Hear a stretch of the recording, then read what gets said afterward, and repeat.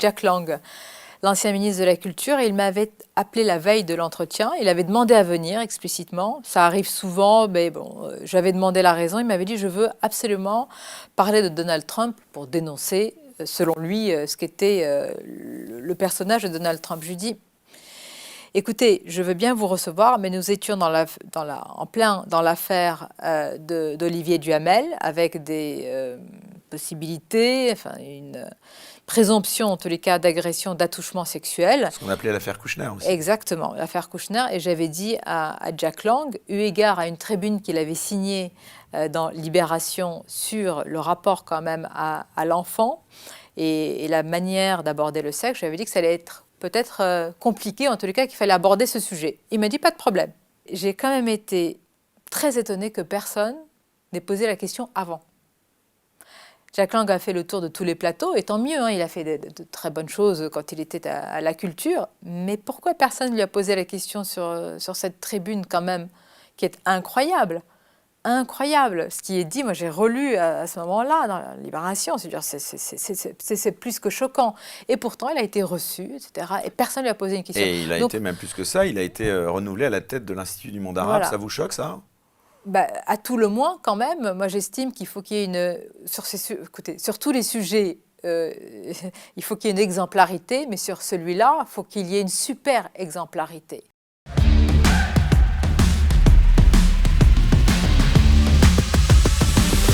We're gonna take on the world.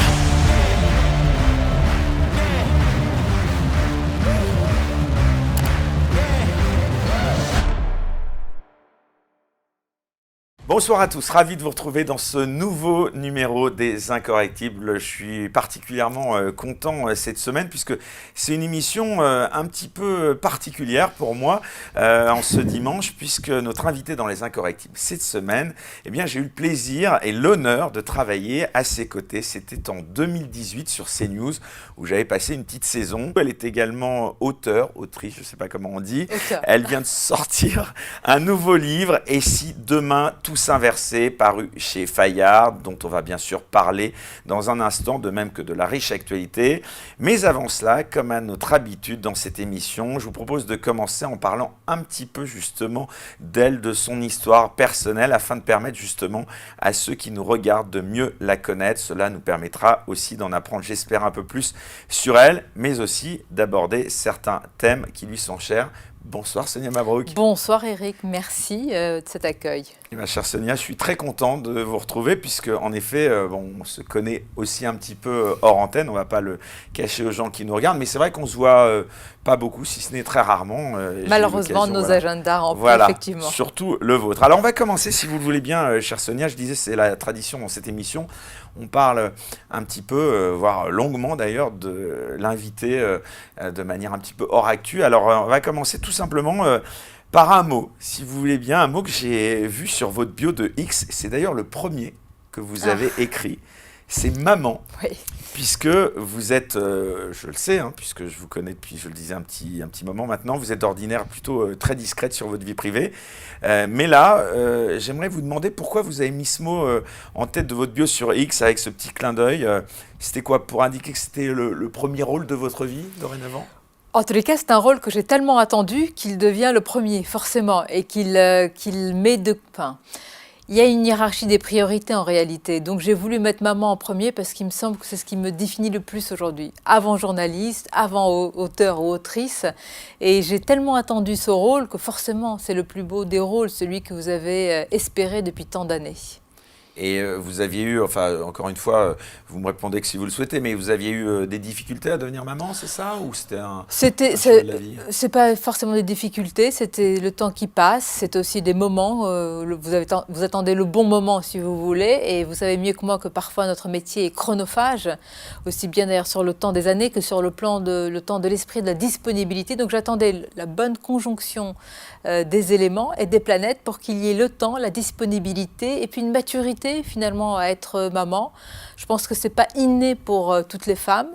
Moi, j'étais souvent, je me suis beaucoup occupée, je m'occupe encore de ma famille, donc j'ai été souvent dans le rôle de maman pour d'autres, parfois pour des personnes peut-être plus âgées dans ma famille.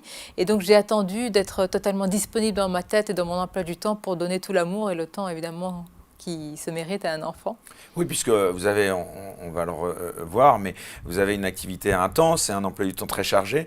Mais pourquoi je vous demande ça? Parce que publiquement, de faire un petit peu état de cette situation, c'était aussi un message que vous vouliez envoyer à des personnes justement qui sont mamans sur le tard?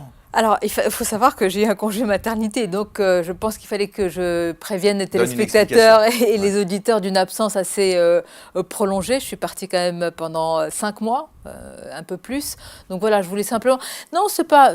Moi, je ne vois pas comme une revendication. Je partage beaucoup de choses avec le public, comme vous, Eric. Je pense que c'est tout à fait naturel. C'est pas d'entrouvrir la porte du privé que de dire un bonheur ou un malheur. Malheureusement, quand j'ai perdu, c'était le moment, et ça reste le moment le plus tragique, ça restera le moment le plus tragique, ma maman. J'ai quitté l'antenne évidemment, et puis au bout d'une quinzaine de jours, j'ai tellement eu de messages m'interrogeant sur la situation que je me suis dit bon, je peux pas garder ça pour moi, et puis quand je vais revenir, je serai à fleur de peau, je l'ai été pendant des semaines, donc ça me paraissait normal de dire, et puis ça se voit. Moi je pense qu'à un moment ça se voit dans le fond des yeux, ça se voit dans votre... Vous savez, vous avez parlé de l'interview, c'est une conjonction de moments.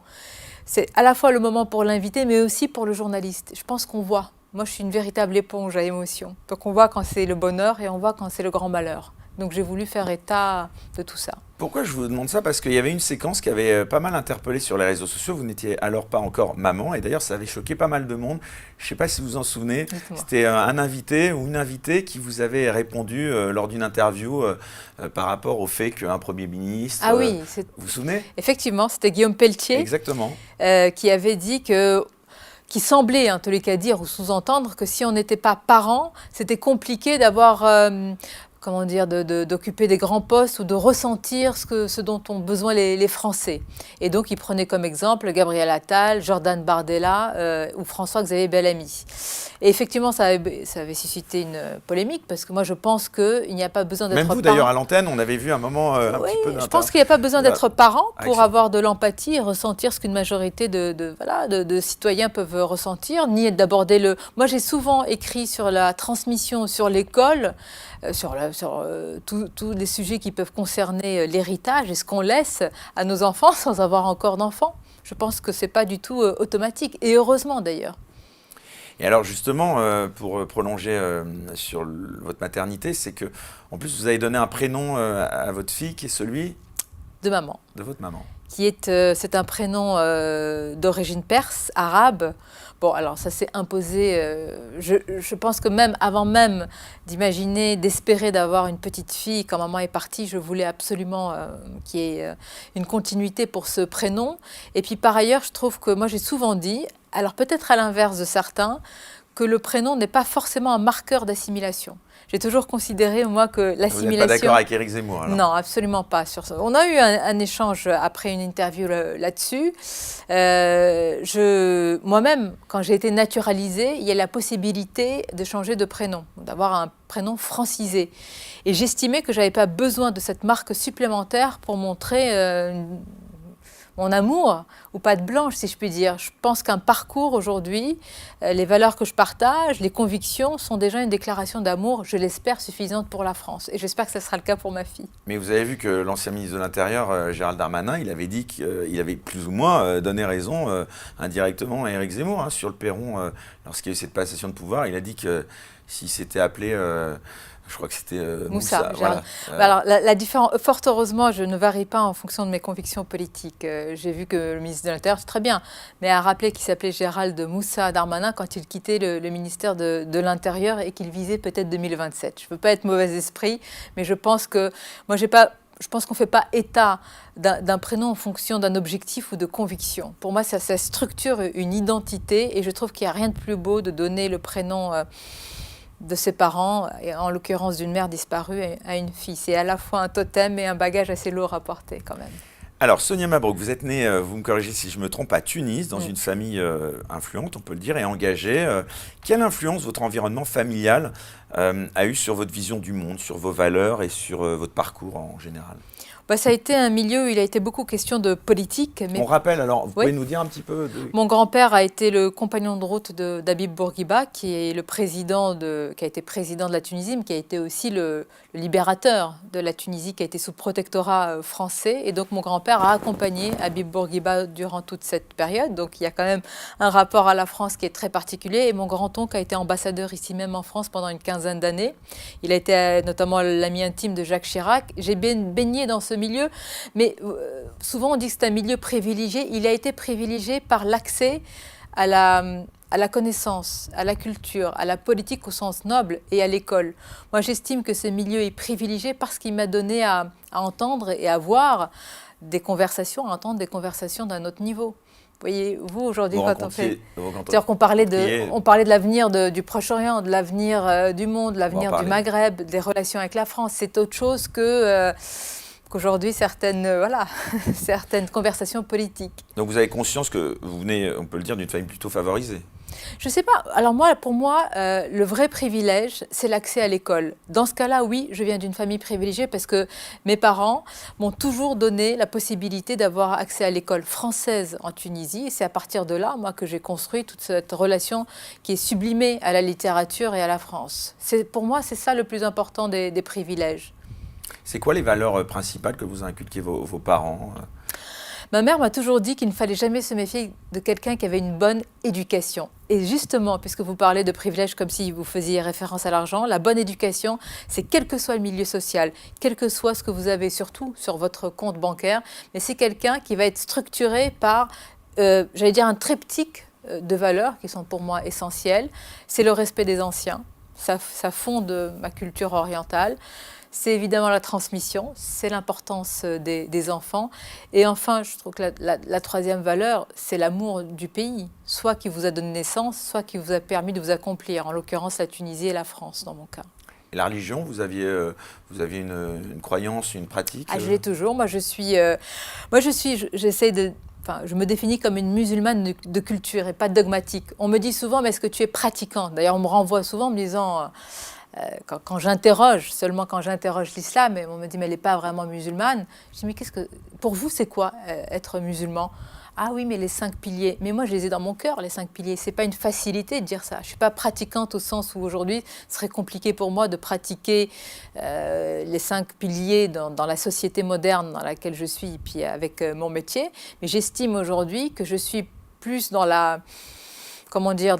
l'acceptation et dans ce que je m'imagine de la religion que d'autres qui portent un étendard en disant qu'ils sont musulmans. Moi, je pense que ceux qui sont aujourd'hui intégrés à la France et à la République, avec une acception individuelle de leur religion et de l'islam en particulier, ce sont eux les vrais musulmans, si je peux me permettre. Vous avez grandi en Tunisie dans un contexte culturel méditerranéen riche et diversifié. Quels souvenirs vous gardez justement de cette époque ? La Méditerranée, forcément, parce que moi j'ai été biberonnée par les livres d'Albert Camus. Mais biberonnée, c'est-à-dire presque, c'est charnel. C'est-à-dire que moi je suis assise ici avec vous en ce dimanche soir et je ressens et je sens les embruns de la Méditerranée et je vois la couleur de la Méditerranée. Et il y a tout ce décorum, pour moi c'est un véritable personnage. D'ailleurs dans mes livres, plus modestement, c'est un personnage, la Méditerranée. Ça structure, je pense, ça structure l'identité de ceux qui vivent, d'ailleurs que ce soit aussi en France, hein, évidemment surtout le pourtour méditerranéen ou de l'autre côté, ça structure une identité. Je trouve que ça ouvre un horizon et une double culture particulière. Vous voyez toujours la Méditerranée, c'est intéressant ce que vous dites, comme un pont entre civilisations ou plutôt comme un point de tension? De plus en plus comme un point de tension. D'abord, je la vois comme un cimetière à l'aune de chaque naufrage de migrants, et aujourd'hui comme un point de tension et une véritable guerre, entre guillemets, à bas bruit. Parce que ce que les peuples d'instinct ont compris sur le sujet de l'immigration, les gouvernants ne l'ont pas encore compris. Et comme l'a dit d'ailleurs il y a quelques jours un ancien président de la République, à mon micro, c'est Nicolas Sarkozy, ce n'est que le début de la crise migratoire, et il a totalement raison. Je crois qu'on sous-estime énormément, malgré tous les débats que nous avons, ce sujet. D'ailleurs, Nicolas Sarkozy, c'était en effet chez vous, qui a aussi fait une sortie incroyable. Il a dit que finalement, l'immigration n'était pas une chance. Alors qu'il en était issu. Il n'a pas, effectivement, quand je lui ai posé la question en reprenant les propos de Bruno Retailleau, qui quand même, j'ajoute la suite de la phrase de Bruno Retailleau, ce n'est pas une chance quand on les accueille de cette manière-là, et ce n'est pas une chance pour les Français. J'ai posé la question à Nicolas Sarkozy, qui n'a pas voulu répondre sur la phrase en elle-même n'est pas une chance, il a dit c'est un problème. Quand vous étiez en Tunisie, comment est-ce qu'à l'époque vous voyiez la France? Vous avez parlé d'un milieu privilégié parce qu'il donne, de mon point de vue, accès à l'école. Pour moi, c'était un rêve. C'était un mythe, c'était véritablement l'objectif. Moi, j'ai passé des nuits, véritablement des nuits de l'autre côté de la Méditerranée, à observer la Méditerranée en me disant un jour, j'y serai, mais j'y serai pour m'accomplir. Donc il y a eu une forme de, peut-être, mais d'ailleurs une forme d'exagération lorsque je me suis représentée de la France. Parce que quand on est de l'autre côté, c'était il y a une vingtaine d'années, hein, pardon de revenir sur mon âge maintenant, mais c'était à l'époque où il y avait moins de problèmes, ou à l'époque où tous les étudiants de ma génération voulaient aller en France. Aujourd'hui, la plupart des étudiants ne visent pas la France, hein, contrairement à ce qu'on croit. Ils veulent aller aux États-Unis, ils veulent aller en Grande-Bretagne, et la France est souvent le choix qui vient après. Et donc, vous voyez, le problème, c'est qu'on a une immigration qui n'est plus beaucoup celle des étudiants et celle que peut espérer un pays. Mais moi, je faisais encore partie de cette génération qui sublimait la France, qui adulait ses valeurs et qui avait très envie de s'accomplir sur son sol. Et à l'inverse, maintenant que vous êtes en France, quel regard vous portez sur ce qui est devenu la Tunisie aujourd'hui?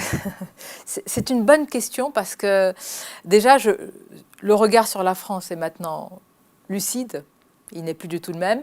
Et le regard sur la Tunisie, il est paradoxalement nostalgique. Mais ça, c'est très particulier de tous ceux qui ont une double culture, c'est-à-dire quand vous êtes dans le pays, finalement, qui n'est pas celui de votre naissance. Vous y retournez régulièrement? Oui, j'y retourne régulièrement pour une raison qui... Voilà, puisque maman est enterrée en Tunisie. Voilà un autre point de désaccord, peut-être, parce que moi, sur le lieu, il y avait un sujet, d'ailleurs c'est Éric Zemmour qui avait évoqué le lieu où on enterre une personne à laquelle on est attaché. Est-ce que ça doit être ce lieu? Israël, oui. Voilà, on y est. Bon, moi je pense que sur ce point aussi, il n'y a pas forcément une signification particulière. Donc, je retourne beaucoup en Tunisie pour cette raison. C'est un pays sur lequel j'ai un avis aussi assez dur, tout simplement parce qu'il connaît les mêmes problèmes que la France au niveau de l'immigration. La Tunisie, d'ailleurs comme l'Algérie, sont devenues des terres d'immigration et pas seulement de transit.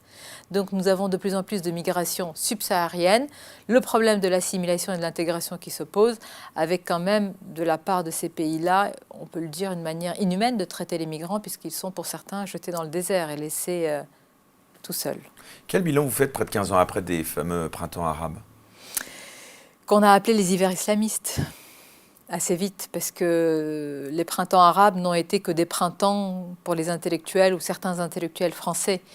Ils ont très vite montré leurs limites et d'ailleurs il y avait une forme d'entrisme de ces révolutions. Il y avait parfois une mainmise étrangère et c'est pas du complotisme que de le dire, hein, même américaine, puisqu'il y a eu beaucoup, quelques jours avant ou quelques semaines avant, en tous les cas en Tunisie, beaucoup de mouvements, beaucoup de vidéos américaines, et donc beaucoup y ont vu une forme de déstabilisation, et ensuite il y a eu ce que vous avez vu, c'est-à-dire on a cru que la révolution c'était une pyramide qu'on allait inverser, en réalité rien ne s'est inversé, et ce sont les tenants de l'islam radical qui se sont engouffrés. Fort heureusement en Tunisie, il y a des digues, il y a des garde-fous, il y a des femmes qui depuis des années, ma famille en fait partie, se battent pour que les droits des femmes restent sanctuarisés dans un pays où vraiment c'est le symbole quand même, le droit des femmes. Qu'est-ce que vous pensez du président Saïed qui s'est attribué les pleins pouvoirs en 2021?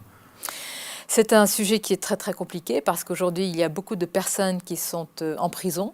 Il y a beaucoup d'hommes d'affaires, il y a des chefs d'entreprise. Pour certains, certainement, peut-être de manière légitime et à raison, peut-être parce qu'il y a des affaires qui doivent s'expliquer.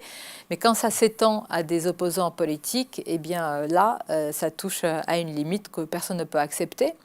Il y a une société civile qui tient et moi je pense qu'il peut quand même revenir à la raison. Il y a des élections dans quelques jours. C'est le moment de montrer eh bien justement que la Tunisie reste un pays libre qui a connu une révolution. Si c'est pour revenir à une période antérieure, ce serait véritablement un terrible gâchis. Et l'état des relations entre la Tunisie et la France aujourd'hui, c'est quoi? Toujours... déjà plus pacifié forcément que les relations avec l'Algérie, parce que nous avons connu une autre histoire que celle de la colonisation, le protectorat, même si c'est quand même une histoire marquante, c'est très très différent. Mais vous le savez mieux que moi, aujourd'hui, l'un des grands sujets pour le ministre de l'Intérieur français reste les obligations de quitter le territoire français, et donc la manière de traiter avec les pays sources, dont la Tunisie, c'est un point de tension énorme. Et tant que les pays comme la Tunisie, l'Algérie ou d'autres ne veulent pas laisser passer ou ne veulent pas délivrer ces laissez-passer consulaires, il restera une relation entachée.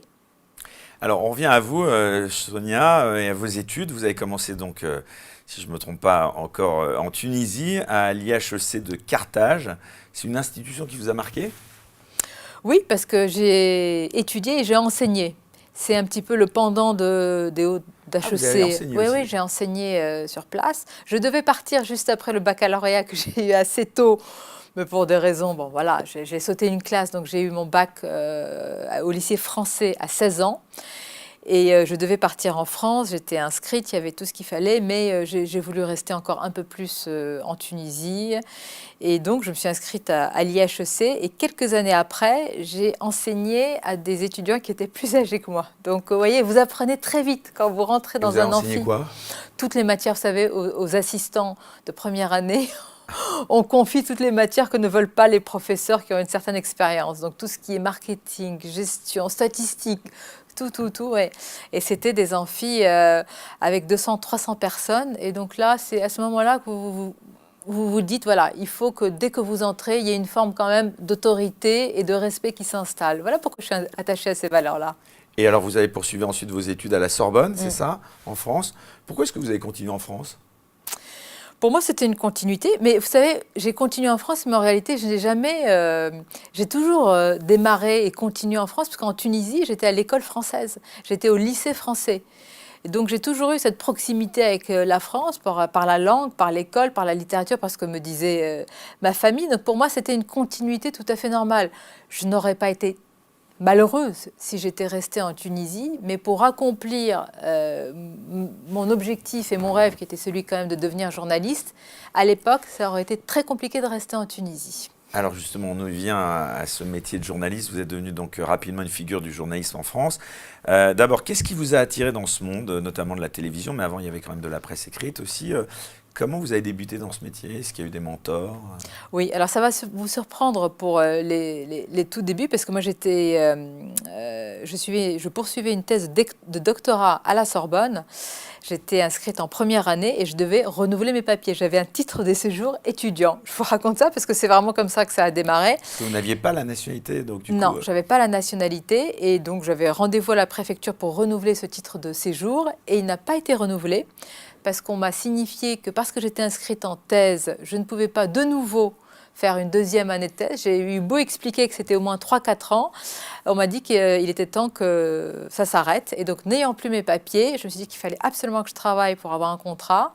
Et c'est comme ça que je me suis décidée à écrire un magazine international qui s'appelait Jeune Afrique pour leur demander s'il y avait une place et si je pouvais rencontrer le patron. Et ça a commencé à partir de là. Donc, ça a commencé par Jeune Afrique. Oui. Et puis après, ça a été assez vite finalement quand même. C'était une interview de l'ancien ministre de l'Intérieur, Brice Hortefeux, qu'on avait réalisé pour le compte de Jeune Afrique et qui a été lu par Jean-Pierre Alcabache et qui m'a appelé. Il m'a dit, j'ai trouvé vos questions extrêmement pugnaces. Ce qui était de sa part bon, voilà. Sacré compliment. Ah oui, c'est même une légion d'honneur. Et il m'a fait venir au Sénat, à Public Sénat, et puis il m'a dit, bon écoutez, je crois que la télévision pourrait vous convenir. Je dis, c'est pas mon objectif. Il était président à cette époque de Public Sénat, c'est ça. Et c'était pas du tout mon objectif. Je voulais absolument rester, d'ailleurs, à mes premiers amours. C'est la presse écrite et c'est l'écrit, mais bon... Quand Justement, on vous fait une telle proposition... proposition... Jean-Pierre Alcabache, vous l'avez bien connu, il est décédé aujourd'hui. Quel regard vous portez sur sa carrière? Bon, c'est un monstre sacré, hein. D'ailleurs, je dirais, et c'est un monstre de travail et sacré parce qu'il s'est quand même constitué une statue. Et ce qui est incroyable avec ces personnalités-là, c'est qu'elles soient Aimé ou honni, il y a quand même une forme de respect, un respect pour le travail. Je crois que beaucoup retiennent ces premières phrases ou ces quelques, vous vous souvenez, Marine Le Pen, vous n'avez pas honte, ou à André Valigny, quelle est la couleur du mur? Monsieur Valigny qui dit, mais quel mur? Mais le mur sur lequel va s'écraser votre réforme territoriale.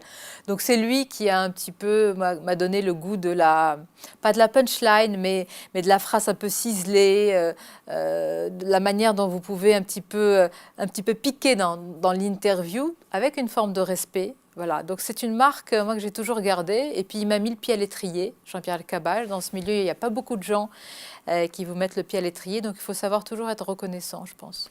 Et aujourd'hui, en successeur, hormis évidemment vous sans doute, mais vous voyez d'autres journalistes de la trempe de Jean-Pierre Elkabbach Bah, je crois qu'il a mis le pied à l'étrier à deux journalistes, c'est Léa Salamé et moi-même. Donc je pense que Léa dit pratiquement la même chose que moi sur Jean-Pierre. Et puis alors donc, comment on arrive à CNews? C'est en 2017, je crois. Oui.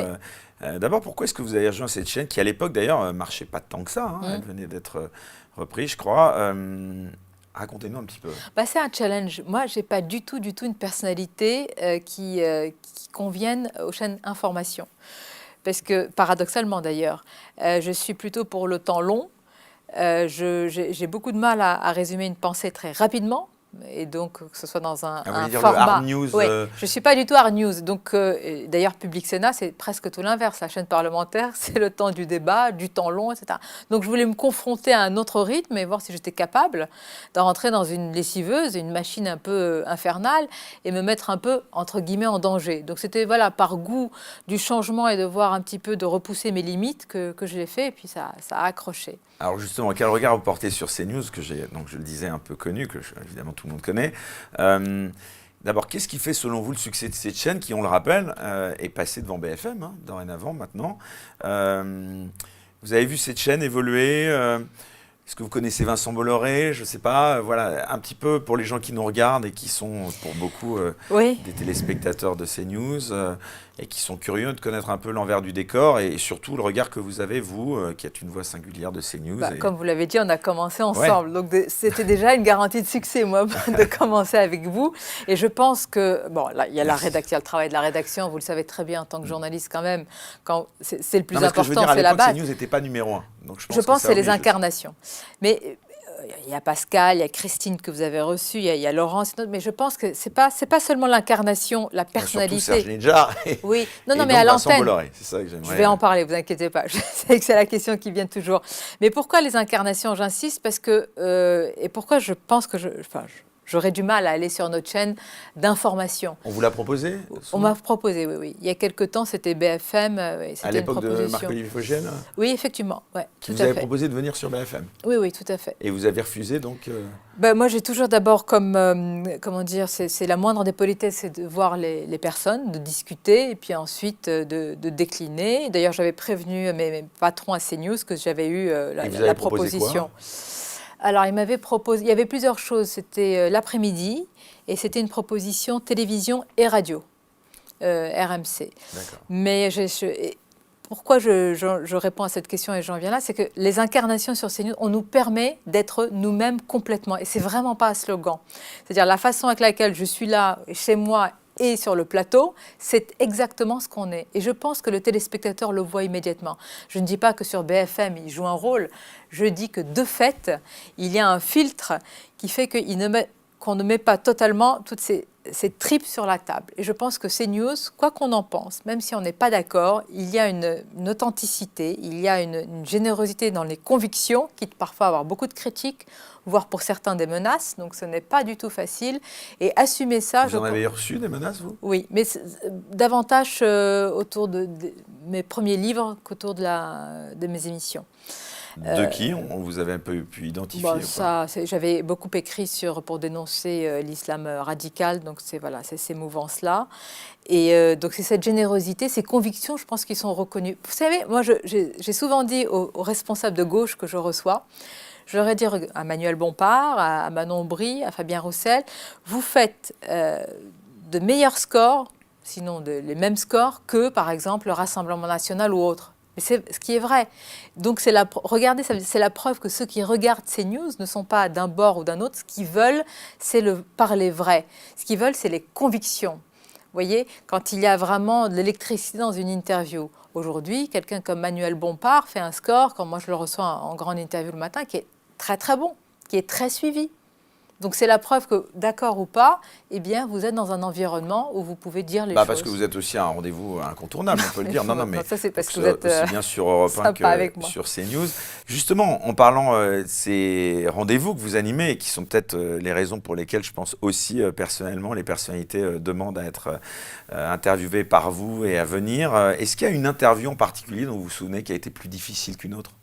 Beaucoup plus difficile, et même c'était une forme d'ailleurs de combat symbolique, mais quand même, c'était avec Jack Lang, l'ancien ministre de la Culture. Il m'avait appelé la veille de l'entretien, il avait demandé à venir explicitement. Ça arrive souvent, mais bon, j'avais demandé la raison. Il m'avait dit, je veux absolument parler de Donald Trump pour dénoncer, selon lui, ce qu'était le personnage de Donald Trump. Je lui dis, écoutez, je veux bien vous recevoir, mais nous étions en plein dans l'affaire d'Olivier Duhamel, avec des possibilités, enfin une présomption en tous les cas d'agression, d'attouchement sexuel. Ce qu'on appelait l'affaire Kouchner aussi. Exactement, l'affaire Kouchner. Et j'avais dit à Jack Lang, eu égard à une tribune qu'il avait signée dans Libération sur le rapport quand même à l'enfant et la manière d'aborder le sexe, j'avais dit que ça allait être peut-être compliqué, en tous les cas, qu'il fallait aborder ce sujet. Il m'a dit, pas de problème. À partir de là, moi, j'ai estimé avoir fait mon travail, c'est-à-dire d'avoir... Ça avait été très sportif parce que pendant l'entretien, donc il commence à parler de Donald Trump, et avec un peu un air de donneur de leçons, je lui dis, écoutez, est-ce que vous êtes le mieux placé pour donner des leçons? Voilà la tribune de Libération qui a été signée. Est-ce que vous assumez ce que vous avez fait? Et là, bon, il ne me répond pas, c'est la langue de bois comme souvent. Je reviens sur la question, il ne me répond pas, puis il me dit, mais qu'est-ce que vous voulez que je m'immole devant vous? Je dis, non, la vérité. Est-ce que vous regrettez? C'est très grave ce que vous avez dit, parce que vous parlez comme si on peut avoir des rapports sexuels avec les enfants. On ne peut pas laisser passer ça. Et ouais, vous savez, Eric, ce qui m'a le plus interpellée, je vais vous raconter, parce que ça s'est assez mal terminé, je me suis toujours demandé, c'est-à-dire ça s'est mal terminé. C'est-à-dire qu'en sortant du studio, il était très, très, très virulent. Très virulent. Vous avez dit quoi? Je crois qu'il s'est rendu compte un petit peu de ce moment de radio. Qui était en direct en plus. Qui était en direct. Il s'est rendu compte que la machine était en marche et quand il sort, je vois que son téléphone explose et qu'il y a plein d'appels et de messages qui arrivent. Et il croit que ça a été un piège. Or, véritablement, ce que je fais jamais, j'ai prévenu la veille sur un sujet aussi délicat. Il me demande d'aller à mon bureau qui est juste en face du studio et nous avons une conversation très, très, très tendue. Très tendue. Très tendue. Je crois que j'en ai rarement eu aussi musclé, aussi tendu. C'est-à-dire, il vous a invectivé, oui, c'était menacé ou...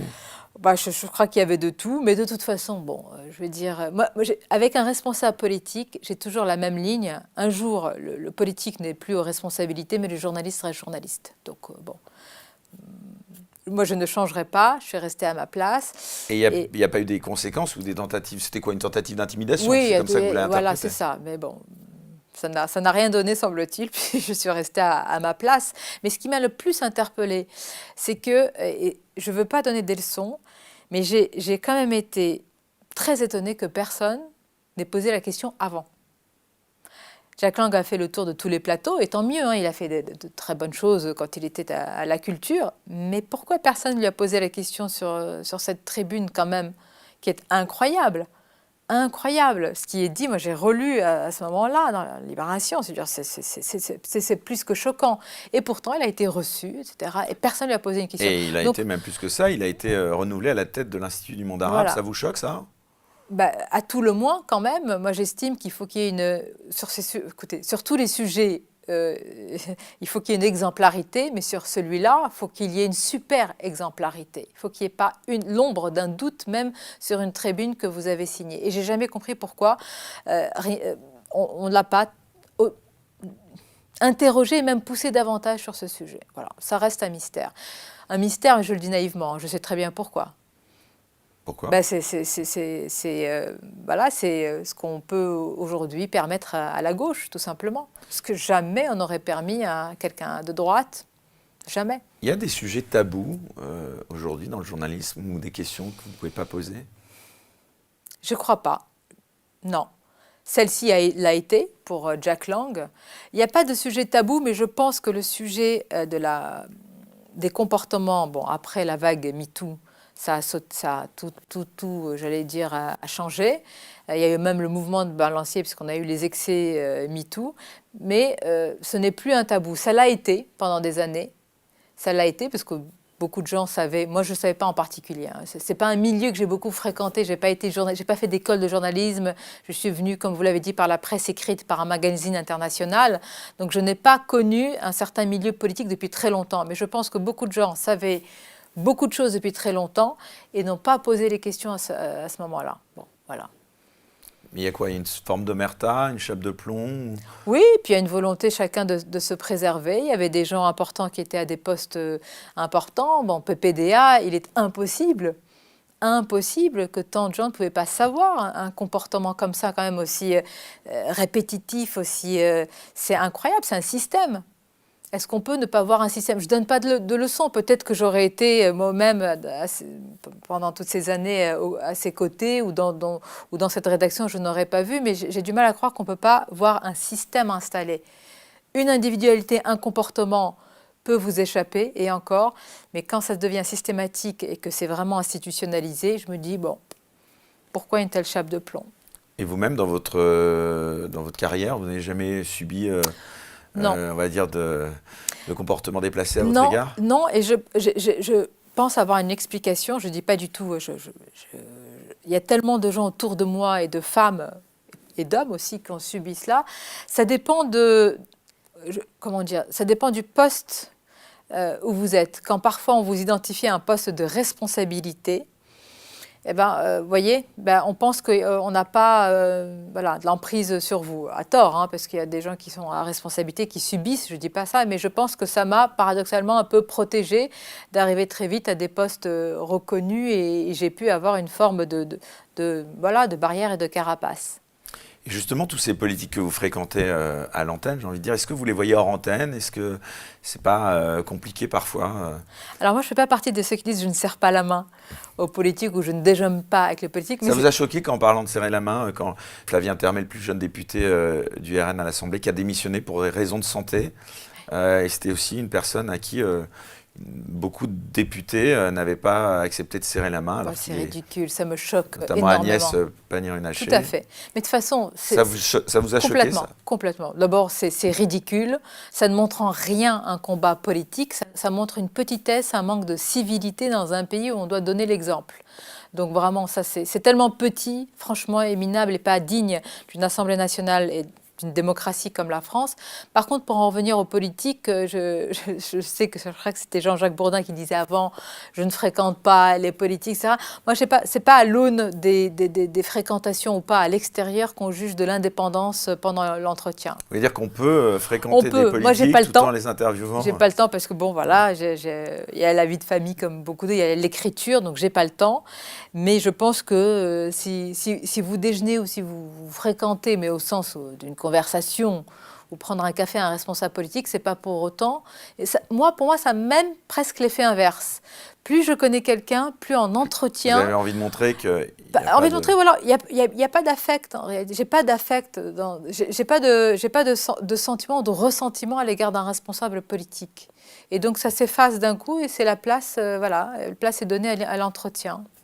Et on l'a vu justement, vous le disiez tout à l'heure, vous avez cité je crois Manuel Bompard, les députés de la France Insoumise, entre guillemets, ils s'interviewent aussi facilement que les députés RN ou de la majorité, enfin ex-majorité présidentielle. Les circonstances actuelles et géopolitiques ont provoqué un basculement. C'est-à-dire qu'il y a des choses qui sont indépassables. Je donne un exemple. Sur Israël-Palestine, par exemple. Israël-Palestine. Il y a quelques jours, il n'y a pas très longtemps, donc je recevais Manuel Bompard et je lui demandais est-ce que le Hezbollah est un groupe terroriste?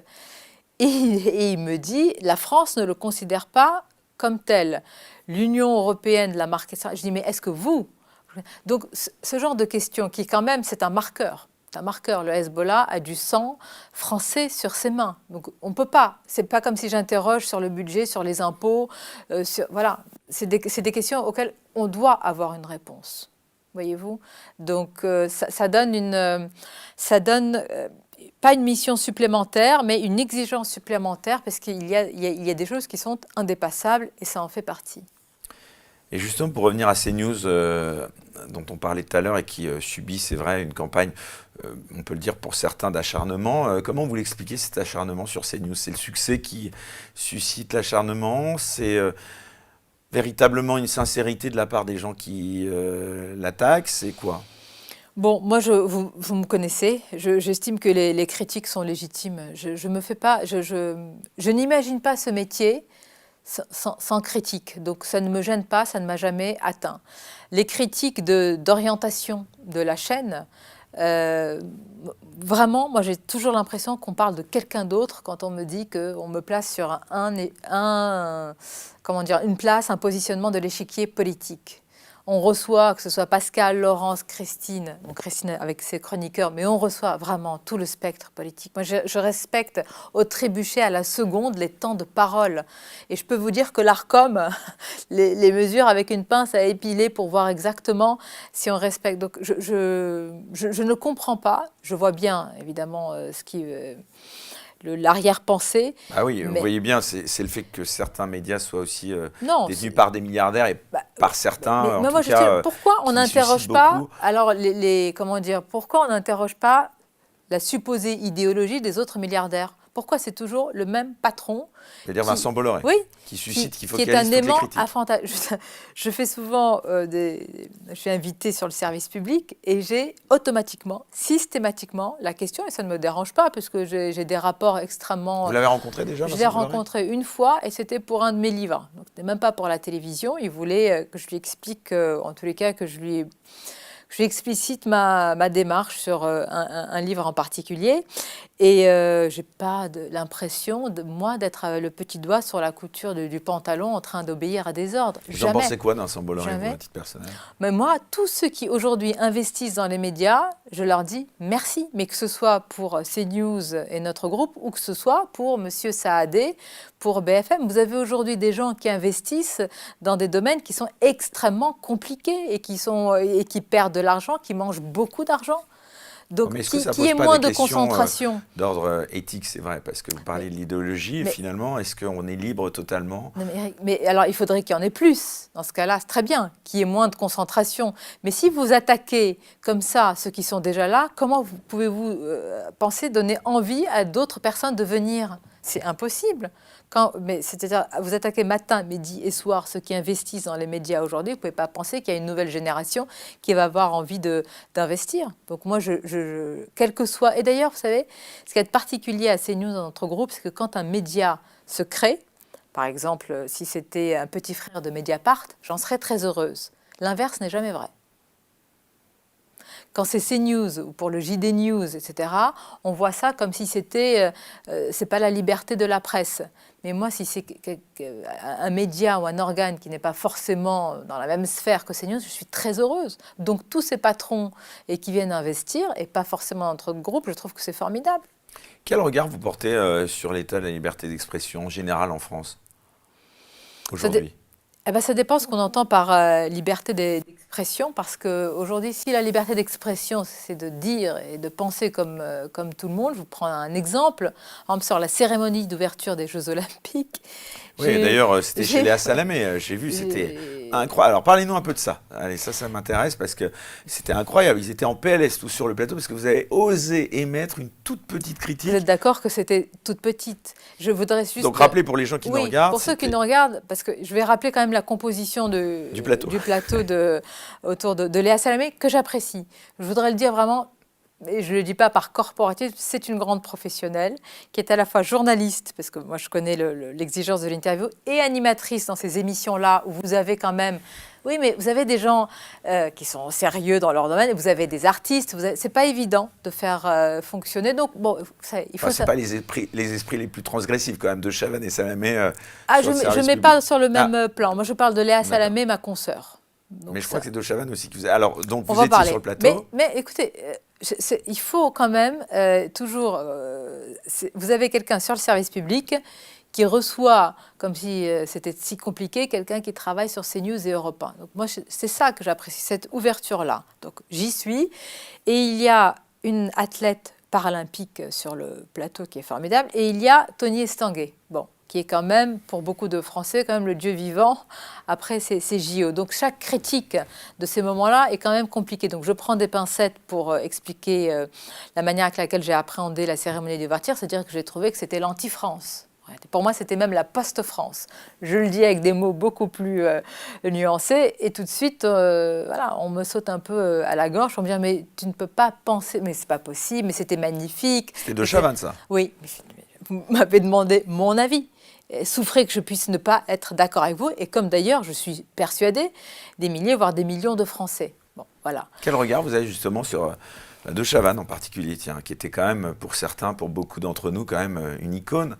C'est pas un petit peu, selon vous, quand même un naufrage, quand même, de voir un peu ce monsieur maintenant Bon, le mot... Ah oui, non, mais moi, c'est ce que je pense, donc j'ai aucun problème. Et là, je suis libre, puisque vous l'avez rappelé gentiment tout à l'heure, je suis dans un média où je peux dire totalement... Et merci de me recevoir. Voilà. Quel regard vous portez sur la carrière de Chavannes et... Non, moi, je l'ai adoré à l'époque. D'ailleurs, c'était en Tunisie. Je rentrais du lycée et je courais pour aller voir C'était un modèle pour moi. C'était un modèle, c'était la liberté, c'était la transgression. Bon, c'était un humour très particulier avec Patrice Carmouze. Bon, là, c'est un rôle. C'était dans Coucou, c'est nous, mais il y avait même Ciel Montmardi aussi avant. Évidemment. Bon, je pense. Mais là, vous pensez qu'il joue un rôle? Ah, je suis sûre qu'il joue un rôle. D'ailleurs, ça se sent même dans la disposition du plateau. Et je vois bien. D'ailleurs, je ne sais pas si je peux le raconter. Donc, j'étais avec Caroline Fourest, qui a écrit sur le vertige MeToo. Et donc, il a nos 2 livres sur la table. Quand l'émission se termine, je suis vraiment très naïve, il se tourne vers Caroline Fourest et lui demande une dédicace pour son livre. Elle lui fait. Et donc, moi, je me dis poliment, j'étais en train de sortir mon stylo. Je me suis dit, je vais quand même écrire un mot gentil maintenant. Et il a mis le livre de côté. Je ne sais même pas s'il a vu, je suis restée avec mon stylo. Mais vous voyez, pour moi, c'est ça, en fait, ce que je vous dis, la vraie liberté. Non, mais pourquoi je m'arrête sur, c'est pas pour parler tant que ça de Chavannes, mais je m'arrête un instant dessus parce que, Sonia, justement, vous comme moi, d'ailleurs, à mon petit niveau dans les médias alternatifs, on subit en permanence cette vindicte de la part de la bien-pensance et c'est insupportable, comme dirait un certain Pascal. Vous trouvez pas, enfin, ça vous met pas hors de vous, en tout cas, de vous dire que c'est une chaîne, on le rappelle quand même, là, c'est une chaîne de service public, là, c'est pas une chaîne privée, voilà, qui en plus, il n'y a même pas cette sorte de courtoisie élémentaire. Après, j'ai envie de dire, il a le droit aussi de pas vouloir peut-être lire votre livre. Il l'a bien dit, hein. Bon, il était d'accord sur rien. Voilà. Mais vous savez, je vais faire 1 seconde de Michel Barnier. Plus ils seront agressifs, plus ils seront dans la caricature, plus ils seront dans une forme de névrose, plus on sera courtois, plus on sera nous-mêmes en réalité. Moi, j'ai toujours opposé ça. Et c'est pour ça, en interview, c'est aussi la marque. Vous voyez, de toute façon, je suis comme ça, donc je n'ai pas à me forcer. Et c'est pour ça, je trouve que la meilleure des réponses, c'est de montrer en creux leur idéologie, leur petitesse d'esprit, leur étroitesse de la pensée. C'est ce que j'ai voulu dire en disant les mots les plus quand même soft sur la cérémonie d'ouverture.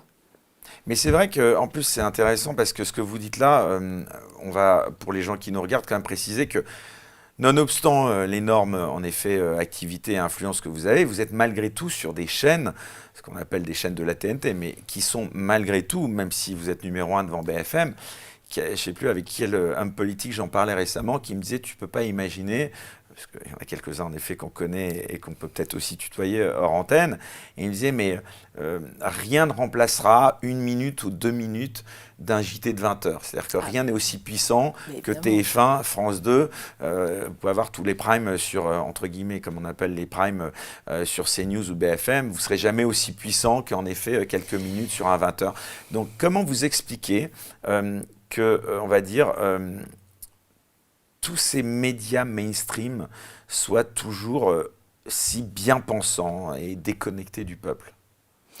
D'abord parce que ils sont idéologisés. parce qu'il y a une puissance de certains syndicats, et que d'ailleurs c'est malheureusement la marque de nos institutions de manière générale, que ce soit pour la magistrature, même si c'est un tiers le syndicat de la magistrature, mais c'est un tiers. On se souvient Il faut se rendre du mur des cons, mais un tiers. Enfin, et puis France Inter, on n'en est pas loin. Et puis le syndicat de la magistrature qui quand même s'oppose à M. Retailleau. On peut discuter, débattre avec le ministre de l'Intérieur. C'est Michel Onfray qui me disait qu'il n'était plus jamais invité sur France Inter, où il a pourtant... Effectivement. Dans le groupe... Donc, en fait, c'est pas tant le média lui-même, c'est surtout ceux qui détiennent le pouvoir. C'est-à-dire, ce ne sont pas les patrons, ce sont les syndicats. Vous l'avez dit dans des chaînes privées, nous avons aussi nos syndicats, mais vous avez une ligne. Bon, là, avec Bolloré, ils sont un peu moins... Ah ben, en tous les cas, vous savez, c'est comme dans un gouvernement. Quand il y a une ligne, quand il y a une politique et un cap, ce qui ne veut pas dire des consignes et des ordres. C'est-à-dire que vous savez finalement que vous partagez, d'ailleurs c'est ce que nous faisions nous-mêmes, que vous partagiez une forme, pas une même vision d'appréhender les sujets, mais enfin il y a des choses qu'on peut se dire. La cérémonie d'ouverture des Jeux Olympiques, on a le droit de la critiquer, ce n'est pas sacré. Or, j'avais l'impression que c'était un crime de lèse-majesté. Moi, ce que j'avais trouvé comme étant un crime de lèse-majesté, c'était de considérer Jeanne d'Arc comme une travestie. C'était la tête coupée de Marie-Antoinette. Et ce que j'ai osé dire, c'est qu'on aurait pu parler d'autres personnages. Quand même, Napoléon, c'est le personnage français le plus connu à travers le monde. Rien. Et tout le monde, et ce plateau s'en contente. Voilà. Et vous voyez qu'une petite phrase peut engendrer des cris d'orfraie incroyables.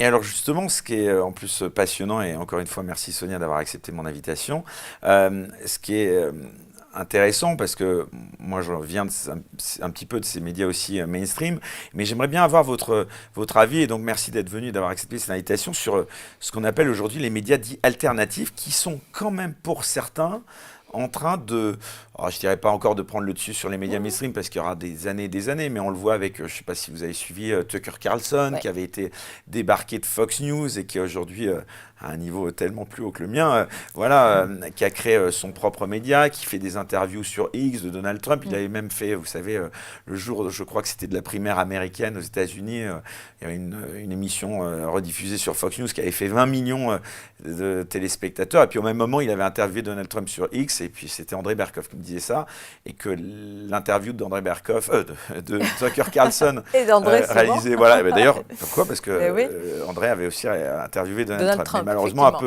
un peu trop tôt par rapport à ces médias alternatifs et sur Internet. Et voilà, Tucker Carlson avait réalisé, je crois, plus de 220 millions de vues. Donc ça veut dire qu'il y a quelque chose qui se passe. Quel regard vous avez? Alors on voit déjà que pour que vous ayez accepté, peut-être que c'est vrai, peut-être qu'il y a un an ou deux, vous auriez peut-être pas accepté, comme Christine Kelly d'ailleurs. Non, moi j'aurais d'abord, quand c'est une invitation de votre part, j'accepte. Mais non, j'accepte. Vous savez pourquoi? Parce que parler à un autre public qui est peut-être beaucoup plus jeune, d'ailleurs, il faut le dire aussi. Oui, aussi, peut-être beaucoup plus jeune. Mais je ne réfléchis pas en termes de public. En fait, vous avez d'abord une manière d'interroger, je le sens, puisque je suis souvent dans la peau de l'intervieweur qui est très différente. Vous êtes davantage dans un processus d'empathie et d'accouchement, etc. Alors que le journaliste, etc., va être parfois, et c'est notre grand problème, dans une confrontation pour parfois imposer, ce qui n'est pas bon, un point de vue, pour avoir un moment de vérité. On a le temps, nous, ici, contrairement à le matin. Et puis Eric, je pense que nous ne sommes... Alors moi, on est tous, on a plusieurs facettes dans notre personnalité, et je pense que quand on est dans les médias, et là, moi-même, c'est pas qu'on est plus libre, c'est qu'il y a d'autres facettes qui peuvent s'exprimer. Vous m'avez fait parler de l'enfance, donc tout ça, vous savez, c'est comme des petites alertes dans l'esprit, et on est nous-mêmes davantage sur ces médias-là. Voilà. Vous en regardez un petit peu des médias alternatifs ou des médias sur Internet? Je vais vous faire plaisir, mais je peux vous citer tous ceux que vous avez reçus. Ça fait plaisir. Les moments que je vois sur les réseaux sociaux, qui sont, c'est des moments pour moi... Les extraits, les fameuses punchlines, comme on dit. Mais mais c'est des moments de vérité. C'est très difficile d'en avoir aujourd'hui dans les médias mainstream. Moi, souvent, on me pose la question, on me dit quel est le secret, ou alors quand est-ce que vous estimez qu'une interview est réussie? Je dis quand il y a une émotion qui passe. Et vous êtes des capteurs à émotion. Vous voyez, parce qu'on exprime la colère, on est surpris par les questions qui ne sont pas les mêmes. Donc il y a des moments, il y a des vous voyez, c'est pas linéaire. dans un média alternatif. L'invité est surpris, parfois celui qui interviewe également, et ça crée des moments et des émotions. Ce qu'on arrive de moins en moins à faire nous-mêmes, parce que d'abord il y a il y a les éléments de langage, il y a tout ce que la personne met en jeu, c'est-à-dire sa notoriété, parfois son parcours, sa carrière quand même. Ça ne veut pas dire que dans les médias alternatifs on peut dire n'importe quoi. Je pense qu'on ne peut pas dire n'importe quoi. Confirme, ouais. Voilà. On peut tout dire, mais pas n'importe quoi. Mais tout dire. Dans un média mainstream, aujourd'hui, vous pouvez dire beaucoup, mais pas tout. Et puis en plus, ce qui est formidable aussi grâce à Internet, à la diffusion, on va dire, digitale, voilà, c'est qu'on s'affranchit des frontières. Et ce que je disais, c'est qu'on est suivi beaucoup, que ce soit au Canada, en Tunisie, justement. Je pense qu'à l'occasion de cette émission, beaucoup de gens vont nous regarder. Est-ce que vous, à terme, comment est-ce que vous vous projetez ou pas du tout? Est-ce que vous dites, tiens, après le journalisme, est-ce que vous envisagez un après-journaliste? Est-ce que vous resterez journaliste toute votre vie? Est-ce que vous pourriez tout arrêter? Toujours envisager, pas pour avoir un plan de carrière. C'est vrai, quand vous êtes retiré pour, vous le disiez, ce congé maternité, vous savez quoi, moi, la première réaction que j'ai eue, je me suis dit, oh la pauvre Sonia, elle va jamais récupérer sa place. Ah bon? Ouais, ah, mais je l'ai pensé, hein, vraiment. Bah oui, je me suis jamais dit Et ça. donc ça veut dire au moins que les gens qui vous embauchent ont été loyaux et vous Oui. ont... Non, mais bon, on sait bien que c'est sûr. un milieu qui n'est pas forcément un Ouais. milieu tendre. Oui, Vous oui, avez, oui. vous avez Non. beaucoup d'amis dans ce milieu? Oui. Ouais, Ouais. d'accord. Parce que c'est des amis Bien la d'abord, seule. vous. Oui. Et Oui. puis c'est des personnes que je connais depuis très très Ouais. longtemps. Et vous voyez, quand vous dites milieu, on a la chance, et j'ai la chance de pouvoir toucher à différents milieux, parce que par l'écriture, forcément, vous avez accès d'abord à d'autres sphères, à des sphères aussi intellectuelles, non pas qu'elles ne le soient pas dans le milieu des médias, mais quand même, ça vous nourrit. Et moi, cette diversité des sphères, cette diversité des milieux me permet, non pas d'être tranquille, parce qu'il faut imaginer l'après, mais je me soucie pas j'ai pas de souci sur le fait que je me dis je dois rester journaliste. Pour moi, c'est un CDD, encore plus pour l'interview. Et vous êtes accro à l'antenne coûte que coûte ou Pas vous du pourriez, tout. Non, honnêtement? je suis pas accro. Non, vraiment. Je Non, suis mais accro, je vraiment. crois, hein. Si je suis accro, c'est vraiment à l'écriture. D'ailleurs, c'est la seule chose que j'ai gardée pendant le congé maternité, c'était la chronique au journal du dimanche, parce que je voulais absolument continuer à écrire. Pour le lien d'abord avec l'actualité et ne pas revenir en étant totalement déconnecté, mais parce que pour moi, l'émotion se traduit à travers le stylo et l'écriture, plus qu'à travers l'image. Peut-être juste un bémol à la radio, parce que la voix, pour moi, c'est le meilleur vecteur pour traduire toutes les émotions. Christine Kelly, ici, il y a quelque temps, nous disait qu'on l'avait approchée pour être ministre à une époque. Est-ce que vous avez eu des propositions Oui, plein. Ah, vous aussi? Oui. Mais incroyable. Je ne veux pas... Ah bah non, mais là, vous devez en dire un peu plus. Non, mais j'en ai eu. Pourquoi je ne veux De pas? qui? J'en ai eu du centre et de la droite. De Macron aussi? J'en ai eu du centre, donc ça vous donne une indication. Oui, et de la donc droite. Macron. Pourquoi je ne veux pas répondre? Parce que vraiment, quand je dis je ne changerai jamais, je mettrai un pied en politique. Et vous pouvez garder l'archive. Je suis viscéralement de l'autre côté, charnellement de l'autre Il y côté. en a un qui avait dit ça, mais je crois que c'était sur Alcide, c'était Dupond-Moretti. Ouais, puis, mais quelques justement, temps après, il devenait ministre. non, si je passe un cap, c'est l'écriture. Mais j'aime trop la politique pour aller maintenant dans ce domaine tel qu'il est aujourd'hui. Et on vous avait proposé quoi? Non, bah ça, vous pouvez le dire, c'est Bon, d'abord, on m'a proposé plus récemment de rejoindre un parti pour les européennes. Et je crois que certains, il y a quelques temps, ça c'était pour le centre, s'étaient dit que pourquoi pas quelqu'un qui a la double culture et qui vient de l'autre côté de la Méditerranée. Donc c'est souvent... Ministre de la Culture, par Non, exemple? non, peut-être pas. Non. C'était beaucoup moins ambitieux, si je puis dire, mais c'était quand même une belle proposition. Mais je n'y ai même pas, vous voyez, j'ai même pas réfléchi. Et vous avez dit, donc, tu sens de la droite dite nationale, comme on dit? Non, droite classique. D'accord. Ouais. La droite, si je puis dire, les républicains. Et vous, à titre personnel, vous pourriez envisager, alors donc je le disais, de peut-être diriger, comme l'a fait à un moment Marc-Olivier Fogiel, un média, ou c'est pas votre... Pas du tout. Truc Non, vraiment, j'ai aucune volonté, aspiration ou ambition à diriger, non pas que je trouve que c'est très bien. Par exemple, Laurence Ferrari, qui est vraiment une amie, dirige le JD News. Elle, qui est un magazine maintenant, un nouveau magazine, c'est très bien. Moi, je me sens très bien vraiment dans ma matière à moi. Dans ma matière qui est l'écriture, qui est la présentation, qui est l'interview. Je pense que je serais moins à l'aise à diriger. Je suis plus à partager les émotions avec le public qu'à diriger. Alors justement, on y vient à cette carrière, on va dire littéraire, hein, puisque vous avez plusieurs C'est un grand ouvrages. mot, mais merci. Maintenant, vous avez plusieurs ouvrages à votre actif. D'abord, avant de parler de votre dernier ouvrage, comment est-ce que l'écriture dont vous parlez diffère du journaliste selon vous? Ah ben pour moi, c'est deux domaines extrêmement liés. Et moi, j'ai deux modèles, finalement, qui sont à la fois journalistes et écrivains, à droite et à gauche. C'est Jean Lacouture et c'est Jean Daniel. Et souvent, quand on me dit « mais vous écrivez et vous êtes journaliste », c'est exactement la même chose. Pour moi, c'est indissociable. Le journaliste, d'abord, pour moi, c'est un journaliste engagé, mais engagé dans le débat des idées. Et donc, forcément, quand il est engagé, il a un stylo à la main, une plume à la main. Donc, c'est indissociable. Et d'ailleurs, je suis peut-être l'une des personnes, mais ça ne veut pas dire que ça donne de bonnes interviews, à écrire le plus les interviews. Mais à écrire dans le sens, à tourner les questions un peu trop... En avoir été le témoin, un peu trop laborieuses, mais parce que j'aime ce travail-là. Donc, pour moi, c'est vraiment indissociable. Et vos ouvrages, justement, ça aussi c'est important de le dire, ont souvent un ton engagé, notamment autour des questions d'identité et de civilisation. Pourquoi ces thèmes, ils vous tiennent autant à cœur, Sonia? Parce que c'est ce qui va durer, c'est ce qui va rester ou pas. Parce que c'est ce qui nous structure. Moi, je vois que les questions les plus intimes, celles qui m'intéressent le plus, c'est l'attachement à ce qu'on est, c'est l'attachement à ses origines, c'est l'attachement à la nation, donc à la France. La question qui me semble la plus importante, enfin essentielle à mes yeux, fondamentale, c'est comment on fait aujourd'hui, je pense que c'est le défi de la France, comment on fait pour des individus qui sont culturellement très éloignés du pays d'accueil, comment on fait pour les assimiler quand ils sont français de deuxième, troisième, quatrième génération. Je pense que ces questions-là, elles sont, je ne dis pas qu'elles sont plus importantes que d'autres questions sur le pouvoir d'achat ou autre, mais enfin, elles déterminent l'avenir d'un pays. Donc identité et civilisation, ce n'est pas parce qu'elles sont marquées de droite, pour moi. C'est dommage que la gauche ne s'en saisisse pas autant que la droite, voire que la droite extrême, mais je pense qu'elles nous fondent et que ça engage l'avenir d'un pays. Vous avez dit la droite extrême, pour vous, extrême droite, c'est... Non, extrême, je ne dis pas extrême droite parce que je trouve que c'est un débat qui est dépassé et complètement ridicule, mais... Parce qu'on est tous taxés d'extrême droite, y compris complètement. des gens comme vous, pardon. On est fascisés. Voilà. Voilà. Non, je veux dire à l'extrême, c'est-à-dire il y a deux extrêmes, de fait, dans la sphère politique, mais je ne le vois pas en termes d'idées paroxystiques. Un petit mot sur Marine Le Pen, le procès, ce serait un déni de démocratie si elle était, selon vous, déclarée inéligible? Comment imaginer que quelqu'un qui rassemble sur son nom plus de 11 millions de Français puisse être déclaré inéligible? Je ne le conçois pas.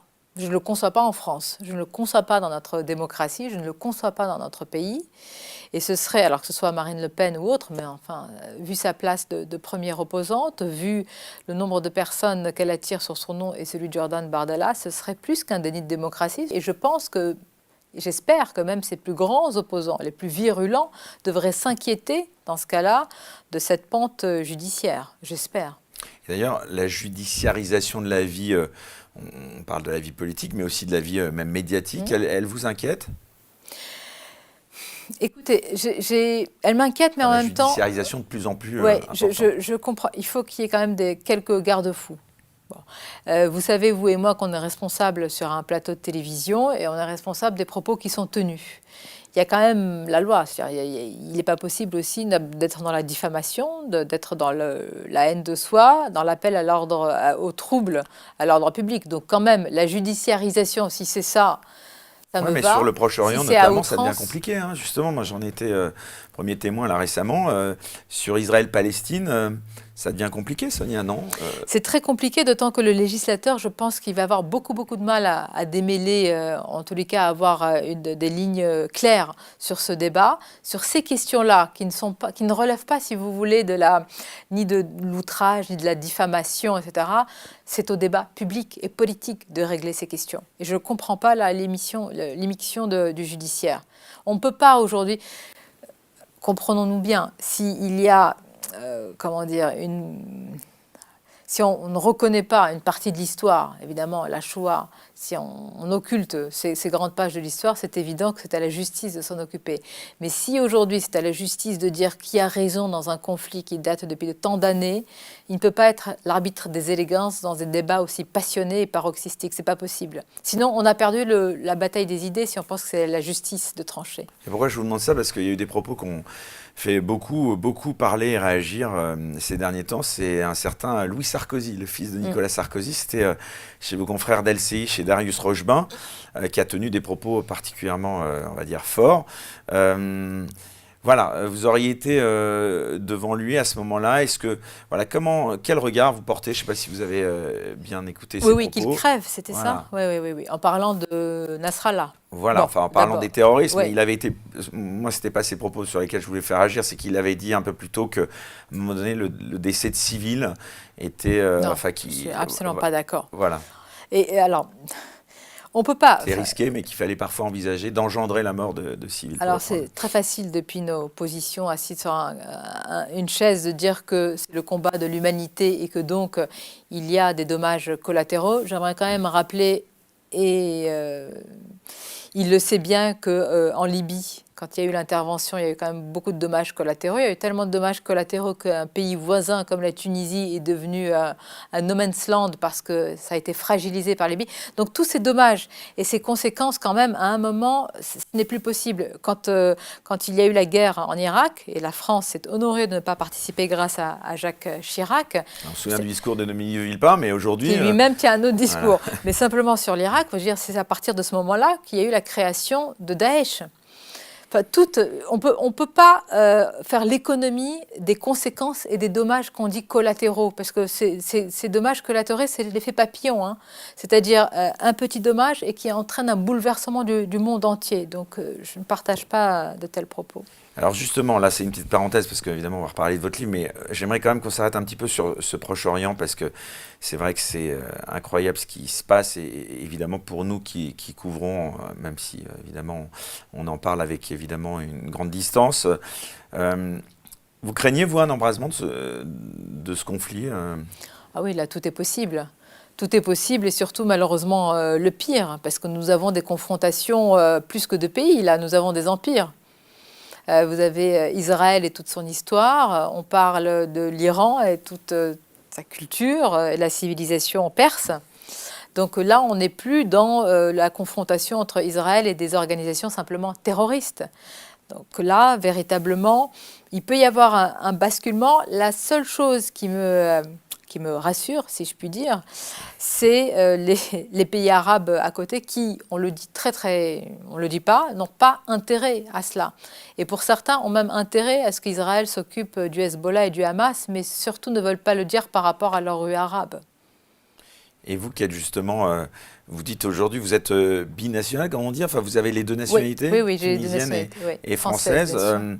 Quel regard justement vous avez sur, même si bon, vous êtes tenu à un devoir de réserve, mais là c'est pas à vous en tant que journaliste, mais à vous en tant que Sonia Mabrouk, voilà, citoyenne, qui a le droit d'avoir aussi son opinion sur la politique que mène aujourd'hui Benyamin Netanyahou en Israël.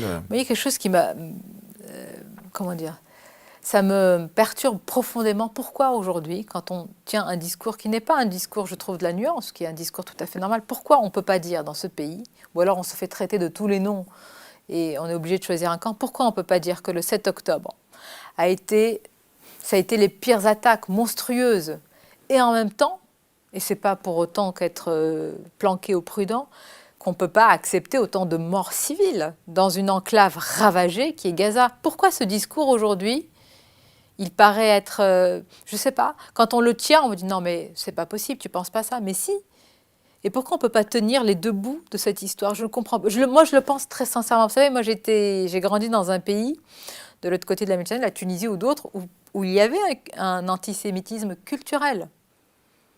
Dans les pays arabes, il y a un antisémitisme culturel. Moi j'ai en tête des expressions, pas vous les répéter ici, mais c'était des expressions même passées dans le langage courant, qui étaient des proverbes sur les Juifs qui sont extrêmement... c'est de l'antisémitisme. J'ai grandi avec ça. Donc vous voyez la construction, l'éducation qu'il faut pour, évidemment, qu'il y ait d'autres, voilà, une autre manière, un ordre mental différent. Donc voilà, ça s'appelle l'éducation, l'école. Et donc quand on vient à bout de ça, on est capable de dire, du haut de son expérience, oui, le 7 octobre, plus jamais, il faut pouvoir dire, et Israël a le droit de se défendre, Mais il y a une limite qui sont quand même ce nombre de morts civiles, c'est pas possible. Quand on voit des images sur les enfants, moi je suis maman, on peut pas rester, personne ne peut rester insensible, donc on peut pas parler de dommages collatéraux. Mais ce discours, Eric, il est effacé. On considère qu'il peut pas être tenu. Vous êtes renvoyé à un camp. Automatiquement. C'est incroyable ce que vous dites, parce que c'est exactement ce que j'ai tenu moi-même lors d'une interview où j'étais l'interviewé. J'ai dit, c'est peut-être si j'ai un début de réponse à vous apporter. C'est le mot nuance, ça n'existe plus. Exactement. Il faut être ou à 100% d'accord avec A ou à 100% d'accord avec B, mais on ne peut pas exactement ce que vous... Pour l'émission Midi News, voilà, on avait un plateau. Nous évoquions ce qui s'est passé dans l'amphithéâtre de Sciences Po, enfin dans les couloirs de Sciences Po avec un rassemblement. Moi, je ne dis pas pro-palestinien parce que c'est anti-israélien. Et ensuite, dans la deuxième heure, j'ai reçu un avocat qui a parlé de la position du Sud global. C'est-à-dire, il a expliqué, il dit, mais le Sud global, tous ces pays aussi, ne pensent pas du tout comme l'Occident par rapport à Israël. Pas du tout, du tout, du tout. Il y a une fin de la domination occidentale et là, vous êtes en train de vous gargariser de mots et eux, ils ne voient que les dommages collatéraux, etc. Il a apporté une nuance que certains n'étaient pas prêts d'accepter. Et je trouve que c'est terrible. Vous voyez, et ce que je voulais montrer sur CNews ce jour-là, c'est qu'on peut, voilà, et pour moi, c'est ça la liberté sur un plateau. Après, je me suis fait traiter de tous les noms sur les réseaux sociaux en me disant, certains ont dit, mais on n'attendait pas ça de vous, on est déçus, mais... Mon rôle n'est pas là. Moi, mon rôle, c'est que quand quelqu'un remet en cause ce qui s'est passé le 7 octobre, c'est de lui dire « Monsieur, madame, vous arrêtez ». Voilà. Et quelqu'un qui dit qu'ils crèvent tous et il faut en passer par là, monsieur, vous ne pouvez pas, là vous avez le droit de le dire, mais vous ne pouvez pas dire ça. Ou alors je lui fais expliciter et répéter. Et donc on va voir quand même qu'il y a un problème. Non, mais c'est véritablement voilà, le sujet du moment, et en plus c'est tout à votre honneur, parce que moi j'ai une autre interprétation, c'est peut-être que vous faites, qu'à notre niveau, on fait peut-être modestement pas mal notre boulot, c'est quand d'une semaine sur l'autre, on est honni par le camp adverse. Alors, exactement. Voilà, on reçoit quelqu'un qui est pro, entre guillemets, Israël. On a tous les gens de l'autre côté qui vous insultent et vous traitent de tous les noms. Et puis quand c'est la semaine d'après, quelqu'un qui est entre guillemets pro-Palestine, vous avez les mêmes de l'autre côté qui... Donc c'est... Cette injonction à choisir, d'ailleurs on peut pas, c'est pas une question de choisir, mais cette mécanique du clan. Alors il y en a quand même un qui, on a juste cité son nom rapidement, je suppose que vous l'avez interviewé, Dominique de Villepin. Pas récemment, mais il est venu sur l'antenne de CNews. Il y en a qui refusent de venir à votre micro. Je crois Marine Tondelier, Europe Écologie Les Verts, mais pas sur Europe 1. C'est par rapport à Europe 1, c'est ça ou... Par rapport à CNews, mais moi en tous les cas, à chaque fois que j'ai lancé une invitation, on m'a jamais dit je ne viens pas. On m'a dit je ne peux pas. J'ai piscine, mais bon, mais non, pas, mais ils ont fini par venir. Mais non, j'ai pas d'opposition ferme et définitive. Et il y en a un ou une que vous aimeriez vraiment avoir, que vous n'avez jamais interviewé? En France? Oui, enfin, d'ailleurs, oui, internationalement aussi. Internationalement, c'est qui d'ailleurs? J'ai une liste. C'est qui le numéro 1 que vous aimeriez avoir en France et à l'international? En France. Alors, attendez, non. J'aimerais beaucoup, alors c'est pas vraiment une interview politique classique, mais parce que j'ai plein de questions à lui poser sur le sacré, j'ai plein de questions sur la proposition chrétienne, c'est le pape. D'accord, oui, c'est vrai. Alors là, c'est... Non mais vraiment, oui, mais c'est... Sinon, évidemment, tous les présidents, tout le monde va vous dire Donald Trump, Poutine, en ce moment, évidemment. Poutine, vous l'intervieweriez, si vous pouviez. Eh ben, vous parliez tout à l'heure de Jean-Pierre Elkabbach, il l'a interviewé en d'autres temps, évidemment. C'est vrai, il avait réussi à l'interviewer. Mais de toute façon, on a envie d'avoir... mais c'est intéressant, donc Poutine, voilà, aujourd'hui vous aurez l'occasion d'interviewer Poutine, évidemment vous y allez. Mais qui n'irait pas? Ah, ben il y en a beaucoup qui... moi j'ai eu l'occasion d'en parler justement de ça récemment, il y a beaucoup de gens qui diraient non, mais... Ah ben non, on est journaliste ou on ne l'est pas, c'est notre rôle. Mais je mettrais en numéro 1 le pape, mais pour beaucoup de considérations personnelles. Mais pas Trump. Si, Trump aussi, Donald Trump. Écoutez, franchement, là, si vous m'offrez une liste comme ça, tout de suite. Alors justement, on revient quand même, parce que c'était ça aussi l'objet, enfin un des objets de cette émission, hein, donc à ce livre. Donc, et si demain tout s'inversait, donc ça vient de paraître aux éditions Fayard. Alors d'abord, pourquoi ce titre et quelle est l'origine de ce projet? Ce titre, parce On va qu'il l'afficher à l'antenne. bien sûr, il imagine un renversement total des flux migratoires, c'est-à-dire que demain, Donc là, c'est un roman, hein, c'est comme on dit. Moi, je dis que fiction. c'est un récit sous forme de fiction. Je vais vous dire pourquoi, pour moi, c'est pas un roman. Mais donc, c'est une inversion totale des flux migratoires. C'est-à-dire que demain, l'Européen, c'est le migrant, c'est le réfugié, c'est le déplacé, c'est celui qui va devoir traverser la Méditerranée parce qu'il y a une guerre totale sur le continent européen. Et il va se confronter à la précarité des camps de l'autre côté de la Méditerranée, dans un pays imaginaire que j'ai appelé la Djelmanie, qui est coincé entre la Libye et l'Égypte. Précarité des camps, douleur de l'exil et les préjugés des populations locales. Pourquoi ? Parce que ce pays imaginaire, il craint une submersion migratoire. Tout simplement, il ne veut pas que son identité et que sa civilisation change avec l'arrivée, cette fois-ci, donc de l'autre côté, de migrants européens avec leur culture et leur bagage culturel. C'est quoi, un livre d'anticipation, une manière d'alerter sur des possibles scénarios futurs qui pourraient se réaliser? De toute façon, rien n'est impossible. Malheureusement, j'allais dire, une guerre sur le continent européen est tout à fait possible. Je ne dis pas ensuite que les Européens vont se précipiter de l'autre côté du Maghreb, mais s'il n'y a plus possibilité de prendre des avions, de partir loin, et qu'on imagine ou qu'on veut des terres sécures pour ses enfants, ce n'est pas absurde d'imaginer une traversée de la Méditerranée. Puis surtout, moi, ça me permet d'aborder les thèmes dont nous avons parlé au début de cet entretien. C'est l'assimilation, c'est l'attachement à la nation, aux origines, etc. Alors justement, vous décrivez dans ce livre donc, des pays du Maghreb qui refusent d'accueillir ces réfugiés européens, sauf s'ils se convertissent à l'islam. Je fais un peu le naïf évidemment, mais qu'est-ce que vous souhaitez démontrer par là? Je souhaite démontrer que l'assimilation peut être extrêmement brutale. C'est-à-dire que quand on demande à l'autre de venir dans un pays, on peut lui demander beaucoup. Alors là, je suis allée très loin en imaginant une conversion religieuse, mais je voulais montrer que quand on veut que l'autre s'installe véritablement et épouse ses mœurs, ses codes culturels, eh bien les pays du Sud ne s'embarrassent pas de préjugés pour demander à l'Européen de partager les mêmes gloires, les mêmes héros, le même panthéon imaginaire que celui qui arrive dans le pays. Vous avez dans ce livre deux familles, et pour l'une des familles françaises catholiques, il y a Louise et son mari. Le mari va se convertir parce qu'il a moins d'attachement à sa culture d'origine. Quant à elle, elle va résister et elle ne va pas vouloir. Donc j'ai voulu montrer par effet de miroir que voilà, quand on est attaché à sa culture, à sa civilisation, il faut se battre pour la préserver. Comment vous expliquez justement, Sonia, cet effondrement du christianisme en Europe face à d'autres religions, dont justement l'islam qui est en pleine expansion? Je pense que l'explication est à la fois simple et complexe. Simple parce que l'islam propose de manière presque simple et simpliste. L'Oumma, c'est la communauté des croyants, et donc quelque chose de très cohérent, de très solide, de très stable, et que c'est très rassurant quand on vous propose un projet qui est balisé.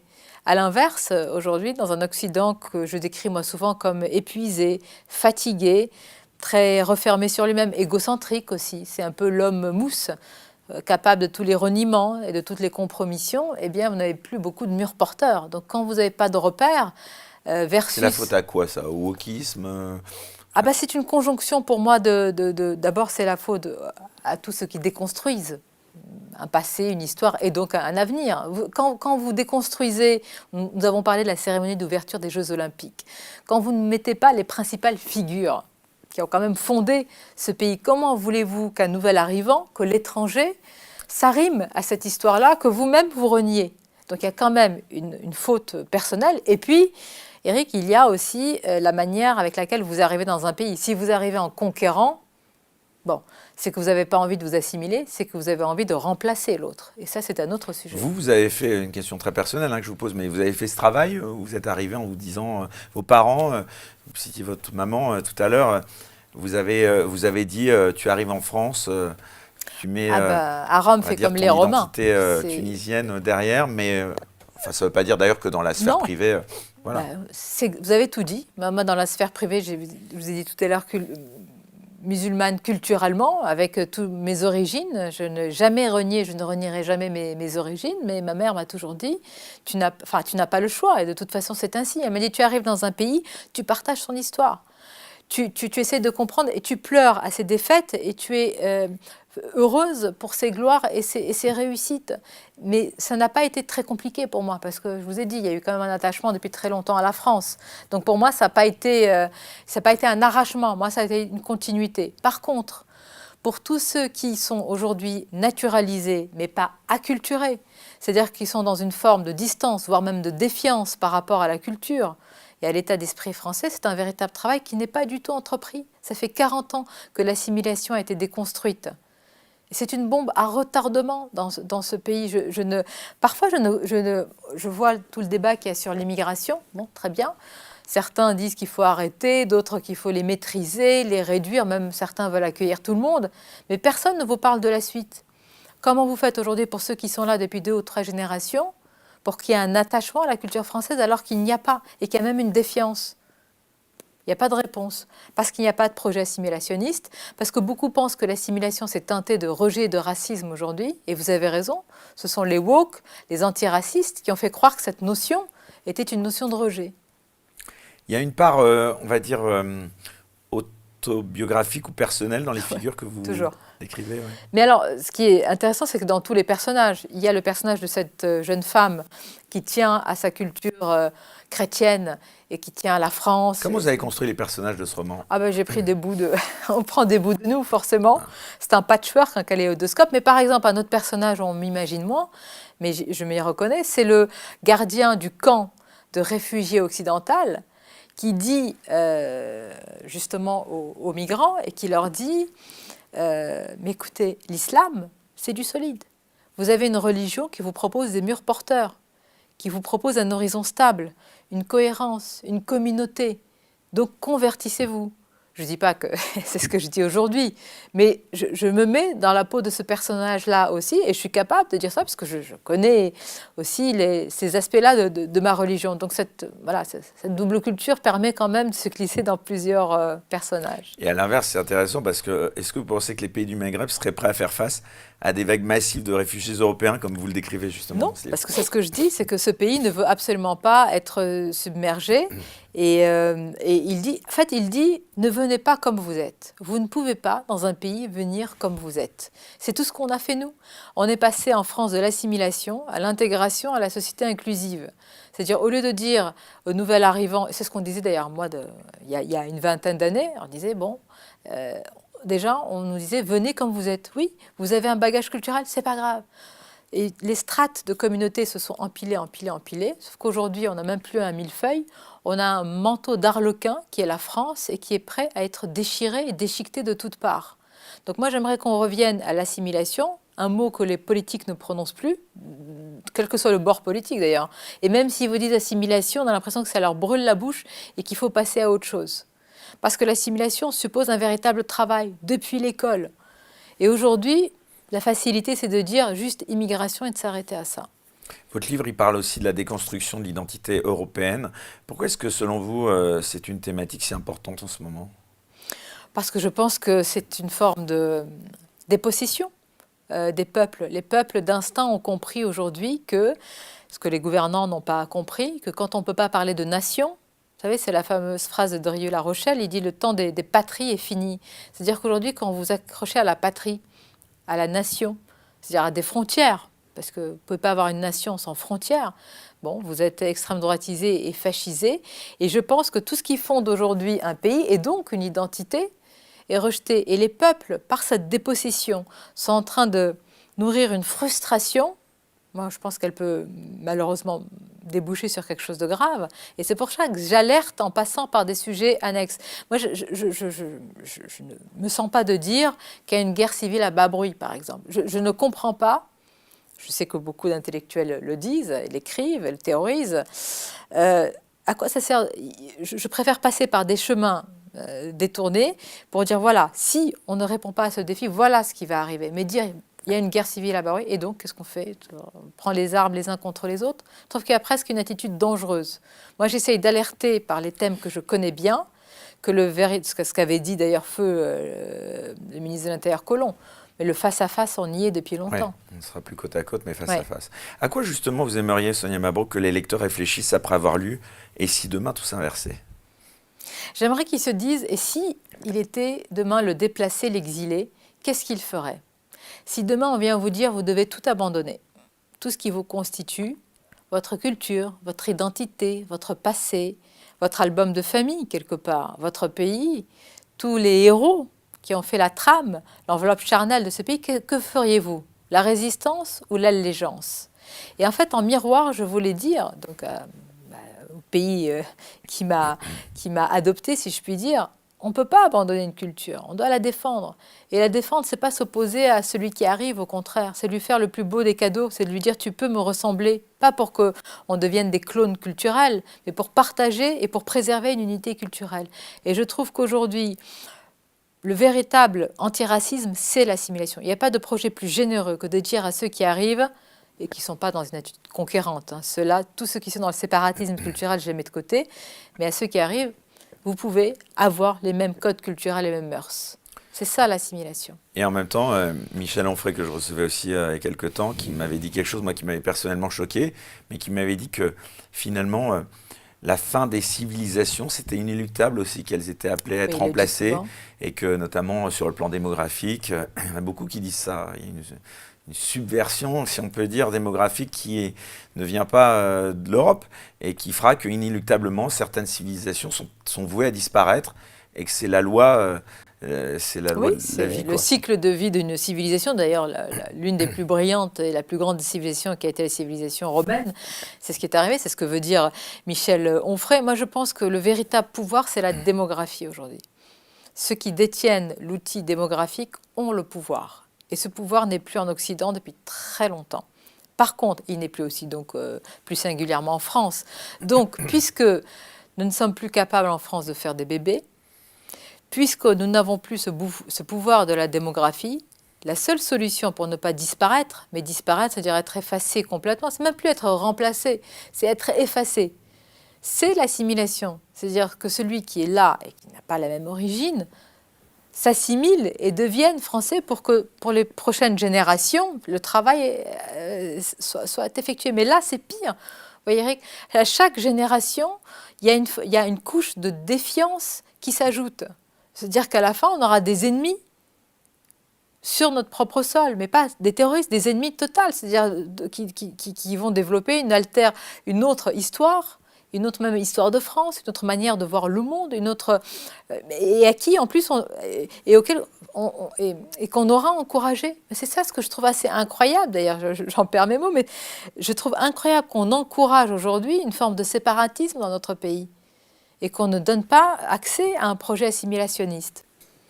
Alors ce mois-ci justement ça fait écho à beaucoup d'événements et à l'actualité puisque ce mois-ci on commémore l'assassinat du professeur Dominique Bernard à Arras, c'était il y a un an. Quel est votre sentiment face à ce type d'attentat qui continue, et c'est bien ça le drame, de frapper la France? Il y a ce que font nos services de renseignement, il y a le travail sécuritaire et il y a la bataille des idées qu'on ne mène pas du tout. Pour moi, la véritable bataille est dans les esprits. Et on n'est pas en train de la mener. D'ailleurs, je peux vous rejoindre aussi sur la guerre, ou en tous les cas ce qui se passe au Proche-Orient. On ne mène pas, voyez-vous, j'ai fait référence tout à l'heure à ce qui se passe à Sciences Po. Par exemple, certains disent qu'il faut sanctionner quand il y a des manifestations anti-israéliennes. Oui, mais d'accord, mais vous allez victimiser davantage. Et comment vous allez inverser le récit? On vit aujourd'hui une inversion totale de la doctrine et du paradigme. Et donc, moi, c'est ça ce qui m'inquiète, c'est qu'il y a celui qui, évidemment, égorge, tue, prend le couteau, la Kalachnikov, et là c'est un service aussi de renseignement, de contrôle de nos frontières. Nos frontières n'existent plus, on n'a même plus de frontières aujourd'hui. Schengen ne fonctionne plus. Donc ça c'est un travail de refondation totale, et là seul le politique peut le faire. Mais nous, à notre niveau, de ceux qui écrivent, de ceux qui réfléchissent, des intellectuels, des auteurs, des journalistes, c'est la bataille des idées, mais elle n'est pas menée. Elle n'est pas menée. Et dans chaque esprit aujourd'hui d'un Français qui vient d'ailleurs, on ne donne pas l'envie d'aimer la France. Moi, je trouve que la France fait pitié aujourd'hui et qu'elle ne donne pas envie. Comment voulez-vous adhérer à un pays qui ne s'aime pas? Un pays qui se regarde dans un miroir chaque matin, qui se trouve haïssable? Mais comment vous avez envie d'adhérer à ce pays? Et donc voilà pourquoi la cérémonie des Jeux Olympiques m'est restée à travers de la gorge. C'est-à-dire, vous ne montrez pas tout ce qu'il y a de plus beau. C'est le moment où on pouvait enfin montrer la France telle qu'elle a toujours été. C'est-à-dire la France a été admirée dans le monde entier et cette vitrine-là, on ne l'a pas utilisée pour ça. Moi, voilà, ça me fait mal au cœur. Et alors vous, aujourd'hui, qui êtes, j'ai envie de dire, une des principales témoins de ces déclarations d'hommes politiques, parce qu'il y a les déclarations et puis il y a les actes, hein, c'est ça qui est aussi fou. Je sais pas, il y a quelqu'un qui a mis sur Twitter, enfin sur X, récemment, cette semaine, après les propos de Nicolas Sarkozy, ça m'a fait rire, qui avait dit quel dommage que ce monsieur n'ait pas été président de la République. Et c'est vrai que, non mais au-delà du trait humoristique, c'est vrai que ça dit beaucoup de choses. Donc pourquoi je vous demande ça? Parce que bon, vous me répondrez peut-être pas, mais je pense que vous voyez, bon, il y a notamment Bruno Retailleau, là, que vous avez, je pense, j'ai vu interviewer. Est-ce que vous pensez que la France a mis en place les mesures nécessaires pour prévenir nos concitoyens de tels actes de terrorisme? Non, mais les politiques, en tout cas pour la plupart, font preuve de volontarisme, mais c'est l'État profond. Il empêche tout. Ah, l'État profond. Oui. Merci quoi pour vous, l'État profond? L'État profond, c'est l'administration.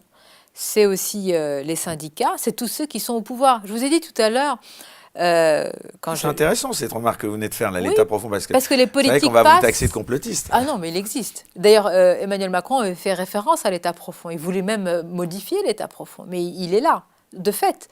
Les politiques passent et l'État profond reste. Donc, vous ne pouvez pas... C'est très étrange, d'ailleurs, et je trouve que c'est même... j'ai même une admiration pour les politiques. C'est-à-dire, je les vois se débattre, alors qu'ils savent très bien qu'ils ne peuvent rien faire. Parce que c'est figé dès le départ. Donc ils vont changer à la marge, ils vont faire preuve de volontarisme politique. Il va y avoir les phrases chocs qui vont imprimer. On va dire, tiens, il y a de l'autorité, et il y a un fluide d'autorité, mais ça ne changera pas. L'administration ne va pas changer. D'ailleurs, au ministère de l'Intérieur, ce n'est pas la nomination tant du ministre qui est importante, c'est les nominations en dessous. C'est tous ceux qui prennent le poste de la police, des directions, c'est eux qui déterminent la couleur politique d'un ministère. Mais ça, on ne le voit pas. Nous, on le sait parce qu'on interroge et qu'on voit ces nominations-là. Si ces nominations changent complètement, si elles sont en adéquation avec le ministre de l'Intérieur, alors là, il pourra mener ses réformes. Et si elles ne le sont pas, c'est pas possible. Bon, c'est comme ça. Et notre pays est ainsi. Mais c'est des nominations, c'est des cooptations. C'est presque aussi vieux que l'humanité. Et ça nous empêche, aujourd'hui, on a les mains liées à cause de ça. Vous pensez honnêtement qu'Emmanuel Macron pourrait démissionner? Nous sommes dans un contexte où tout peut arriver. On ne peut pas dire aujourd'hui. Vous savez pourquoi? Parce qu'on n'est pas à un changement, on n'est pas un changement simplement d'époque. On est un changement de paradigme profond. Ce n'est pas une crise institutionnelle, c'est une crise de régime. C'est les fondements, c'est pas tellement la cinquième, parce que là c'est très incarné par Emmanuel. On est à une crise de régime. C'est-à-dire qu'on a passé finalement toutes les possibilités en revue. Voilà, on a eu les législatives, on a eu la dissolution, on a eu ce Premier ministre-là, plus petit dénominateur commun, peut-être, mais comme vous l'avez vu, personnalité plutôt consensuelle. Si cette carte-là tombe pour Emmanuel Macron, c'est son jeu qui fait tapis. Il fait tapis. Justement, pour faire écho à ce qu'on disait avec votre livre aussi, puisque on a parlé de Nicolas Sarkozy, de ses déclarations en début de semaine, est-ce que vous diriez qu'il y a trop d'immigrants en France, Sonia Mabrouk? Alors cette question, moi je réponds très simplement. Est-ce que l'assimilation et l'intégration marchent? Pas du tout. Elle est totalement en panne. Si elle est en panne, c'est à cause du nombre. Et donc, c'est une barrière. Donc oui, la question n'est pas de dire qui est en trop. Parce que dans ce cas-là, on m'en renvoie moi-même à mes origines, on me dit c'est peut-être toi, mais c'est peut-être moi qui suis en trop. Mais moi, quand on a ouvert la porte, je n'ai pas forcé la fenêtre. Moi, je suis arrivée avec des papiers. Et je suis arrivée, j'ai fait mes études, j'étais une citoyenne, je pense, qui n'a pas posé trop de problèmes. Mais pardon, quand je vois que le meurtrier présumé de Philippines, on va en parler, qui est passé à... C'est-à-dire que, quand même, entrer avec un visa touristique, mineur isolé du Maroc, Espagne, qui est passé tranquillement en France et qui est resté, c'est même plus une passoire, là. Il n'y a rien, il n'y a pas de porte, il n'y a pas de fenêtre, il n'y a plus de frontières. Alors quand vous demandez à tous ceux qui sont arrivés et qui ont fait... moi, je me rappelle, pour avoir les papiers, pour être régularisé puis naturalisé, c'était des files d'attente. On allait à 4 heures du matin devant la préfecture, on attendait de passer à 10 heures. On devait justifier d'études, de hautes études, de moyens qu'on n'avait pas à l'époque. Quand vous êtes étudiant, vous n'avez pas de ressources. Et quand des personnes qui sont capables de faire ça, pardonnez-moi, restent sur le territoire, alors oui, il y a trop d'immigration, il y a trop de délinquants et de criminels surtout. Voilà. Donc si c'est la prime à la délinquance, c'est triste pour le pays. Alors justement, chère Sonia Mabrouk, pour la dernière partie de l'émission, je voulais justement vous faire réagir sur cette terrible affaire philippine qui a marqué l'actualité récente. D'abord, quel regard, au-delà de ce que vous venez de dénoncer sur son meurtrier, quel regard vous portez sur cette affaire? Qu'est-ce que ça dit selon vous? Qu'est-ce que vous pensez de la manière dont elle a été traitée dans les médias notamment? Ça dit beaucoup, c'est plus des fractures, là c'est des trous béants, c'est un fossé.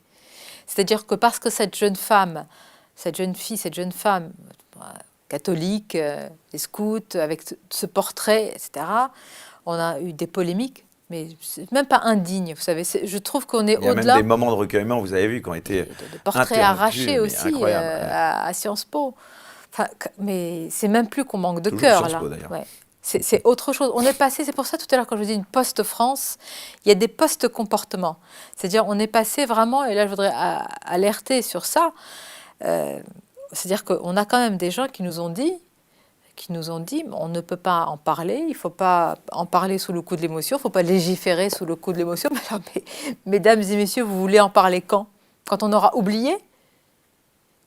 Quelle est la véritable dignité? C'est pas le silence.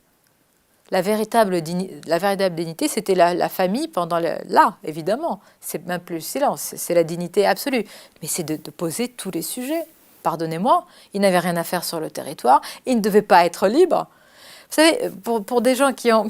Moi, pour avoir été naturalisée, mis 15 ans. 15 ans. Voilà, j'ai travaillé, j'étais à 15 ans, avec, je crois, une dizaine de titres de séjour à la suite. Alors, comment alors des individus comme ça? Et j'avais peur à la veille du renouvellement d'une carte de séjour. Je me dis, c'est terminé, je ne vais pas pouvoir rester, j'ai envie de m'accomplir dans ce pays, mais je ne vais peut-être pas rester. Et cet individu, il est passé à travers toutes les gouttes, mais ce n'est pas possible. Il y a une prime à ce genre d'individu. C'est ça ça m'a ulcéré. Vous voyez ce que je veux dire? Je ne comprends pas. Vous êtes identifiée, vous qui êtes maman maintenant d'une petite fille. Ah, mais complètement.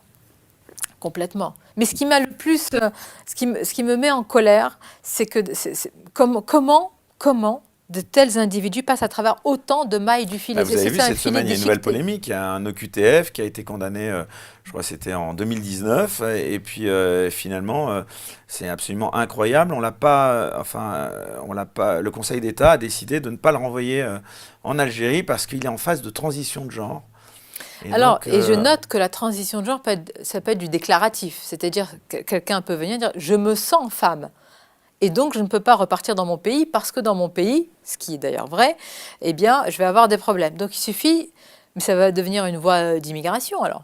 Si c'est du déclaratif et dit je suis dans une transition de genre, ce qui est terrible, c'est que vous avez aujourd'hui des associations qui identifient toutes les failles et on vient se lever dans ces failles et dans ces vices, quelque part, de procédure pour que des individus, très souvent dangereux, nocifs, menaçants, restent sur notre sol. Et vous savez, les pays de l'autre côté de la Méditerranée ne s'embarrassent pas de ces profils-là. Hein. Mais d'ailleurs, ils ne veulent pas les récupérer. Pourquoi est-ce qu'on n'arrive pas à envoyer les EQTF dans les pays du Maghreb, d'après vous? Parce qu'un pays ne veut pas récupérer, toute la partie obscure aussi. Et puis, moi, j'ai discuté avec certains responsables de l'autre côté de la Méditerranée, mais qui me disent, oui, mais ce sont vos procédures à vous qui sont très complexes. Parce que pour délivrer, pour donner le laissez-passer, il faut pouvoir exécuter comme il le faut l'obligation de quitter le territoire français. Et beaucoup d'avocats en amont, je ne critique pas les avocats, c'est leur rôle, mais font durer cette période de manière extrêmement longue. Et après, on arrive dans des délais très, très complexes. Parfois, l'exécution de l'OQTF, ce n'est pas qu'elle ne soit pas exécutée, c'est qu'elle met des mois, voire des années à l'être. Donc le pays finit par accepter, mais c'est trop tard. Ça vous choque, la non-exécution de l'OQTF? Vous diriez que la justice, elle est trop laxiste en France? Vous savez pourquoi je n'essentialise jamais? Parce que si je dis ça du fondement de notre République, c'est que je ne peux pas croire en ce pays. Je pense que certains magistrats sont plus qu'idéologisés, je pense qu'ils sont imbibés d'idéologie, puisque de toute façon le syndicat de la magistrature c'est un tiers, donc c'est bien qu'il y a un tiers quand même des magistrats qui sont affiliés. Et la preuve c'est que quand il y a quelques années il y a eu les peines planchées, beaucoup de magistrats n'ont pas voulu les appliquer. Qu'est-ce que c'est si ce n'est pas de l'idéologie ? On arrive vraiment à la fin de l'émission, donc vraiment encore une fois, merci beaucoup Sonia d'avoir accepté de nous consacrer tout ce temps. Comment est-ce que vous voyez les prochains mois se passer, aussi bien j'aimerais bien savoir. politiquement? Bah oui, non mais en tout cas, je pense que vos prévisions, on verra si justement l'avenir vous donne ou pas malheureusement raison. Vous êtes plutôt d'une nature optimiste de manière générale, pessimiste? C'est vrai que quand on voit ce que vous écrivez, et puis c'est le sujet dont vous parlez, continuellement d'être aussi en plein au milieu. Bon, vous disiez tout à l'heure que vous aimiez le temps long, mais finalement vous êtes malgré vous dans le hard news quand même, parce que vous êtes tous les matins, donc je le disais, dans cette matinale, à la mi-journée aussi sur CNews, vous écrivez, enfin vous êtes quand même vraiment, vous n'avez pas envie par moment, au-delà du fait d'être maman, mais vous n'avez pas envie de décrocher complètement? Je vous assure, ce n'est pas une réponse de facilité, c'est l'écriture. Bon, la parenthèse d'un livre, et en plus quand c'est un récit ou une fiction... Ouais, enfin, est-ce que c'est une parenthèse enchantée, ça, même si c'est une fiction ça renvoie à tous les sujets que vous traitez. Mais ces sujets que je traite qui peuvent paraître... Pour moi, il n'y a pas plus important que d'imaginer un être ensemble, pas un vivre ensemble dans une nation. Quand je dis qu'il y a un fossé entre identité et nationalité, mon objectif, c'est de faire, j'aime pas le mot, mais de faire commun. Pour moi, je suis optimiste individuellement, pas tellement collectivement, parce que je trouve que le pronostic vital de la France est engagé en réalité. Et un pays qui ne maîtrise pas, ou qui n'a plus de frontières, qui ne maîtrise pas, ou qui voit partir ses déficits, c'est plus une nation. C'est-à-dire la France n'est plus une nation aujourd'hui. Et ce pronostic vital, là, il est engagé. Et je trouve que beaucoup essayent en plus de débrancher les fils. C'est ça ce qui est terrible. C'est comme si vous avez quelqu'un à qui vous tenez l'être aimé et vous voyez des gens qui sont à côté et qui lui veulent du mal. Donc je ne peux pas rester sans rien faire. Et moi qui aime ce pays, je ne peux pas. Je m'étonne que d'autres restent. Je pense qu'il y a une forme d'anesthésie, d'épuisement, d'usure. Pour ça, je dis souvent l'Occident. Il y a une forme d'anesthésie, d'habitude à ce qui ne va pas. Le meurtre de Philippines est un électrochoc. Quand je dis les peuples d'un sein ont compris ce que les gouvernants n'ont pas compris, c'est-à-dire qu'il y a une véritable colère, pas parce qu'il va y avoir une guerre civile. Vous savez, les Français d'origine étrangère comme moi, on ne supporte pas. La majorité ne supporte pas ces choses-là. Moi, je l'imagine comme si c'était ma fille. Donc, c'est pas une guerre civile. C'est presque plus grave que ça. Quand je dis qu'il n'y a plus de frontières, il n'y a plus de nation. C'est-à-dire, c'est la fin d'un système. C'est pour ça que même ce Premier ministre et ce gouvernement, il faut qu'ils tiennent maintenant. Il faut qu'ils tiennent, quoi qu'on pense de leur action. Il faut qu'ils tiennent parce que derrière, le président, il n'a plus beaucoup, il n'a plus de garde-fou. Et ce n'est pas la 5e qui va lui permettre de se maintenir. Donc j'ai peur pour le pays, tout simplement. C'est vrai qu'il y a eu d'autres affaires comme l'affaire Lola et on a l'impression qu'à chaque fois, c'est un éternel recommencement. Vous pensez là, malgré tout, que cette affaire Philippines, il y a quelque chose qui s'est passé de plus dimensionnel? Oui. Et je pense que, contrairement à ce qu'a pensé une partie de la gauche, et souvent l'extrême gauche, ils pensent que ce genre de profil... Même le sacré, qu'il respecte. Mais bien sûr, mais tous les Français se sont identifiés à Philippines, quelles que soient leurs origines. Et c'est ça, l'extrême gauche ne comprend pas ça. On s'est tous identifiés à cette petite fille, et on s'est tous... Vous savez, c'est un individu sous OQTF. On dit, oui, c'est un Marocain. Enfin, c'est pas... Moi, je suis tunisienne, on va dire c'est un Tunisien. Non, c'est un criminel. Un étranger qui n'a rien à voir, à faire, qui n'a rien à faire sur le pays. Ça m'a ulcéré. Pour des gens qui ont des parcours... Vous avez été choqué quand Anne-Sophie Lapix n'avait pas mentionné, la première fois qu'elle a cité, il y a eu une polémique par rapport à ça, que c'était un OQTF d'origine marocaine. Évidemment. L'information, elle est essentielle. Essentielle pour comprendre que... Mais comment vous expliquez que ces informations, à ce niveau-là, soient passées sous silence? C'est parce que... Mais vous savez, personne n'est dupe. Les médias alternatifs, les réseaux sociaux, tout le monde sait. La question, c'est attention entre ce que les peuples ont compris et les gouvernements n'ont pas encore compris. C'est ça, moi, ce qui m'inquiète le plus. C'est-à-dire quand un pronostic vital est engagé et que chacun pense à sa propre défense, il faut que les... C'est pour ça que je vous ai dit, je ne veux pas dire que toute la justice est laxiste, parce qu'il ne nous reste plus beaucoup de fondamentaux. Voilà. Et que si on grignote ce qui reste, il n'y a plus rien. Eh ben, écoutez, on va terminer sur cette note, malheureusement pas très gaie, mais en tout cas sur ce mot très fort, enfin cette expression que vous avez dit, le pronostic vital de la France est engagé. Belle phrase de conclusion. Merci beaucoup, chère Merci Sonia Mabrouk. Eric. Donc, on rappelle évidemment votre livre qu'on fait s'afficher à l'antenne, disponible dans toutes les bonnes librairies, comme on dit. Oui. Et merci à tous de nous avoir suivis. On vous souhaite une très bonne soirée. On se retrouve dimanche prochain pour un nouvel entretien des Incorrectibles. Et comme je ne cesse de le répéter à chaque émission, surtout restez incorrectibles. Très bonne soirée. Bye bye.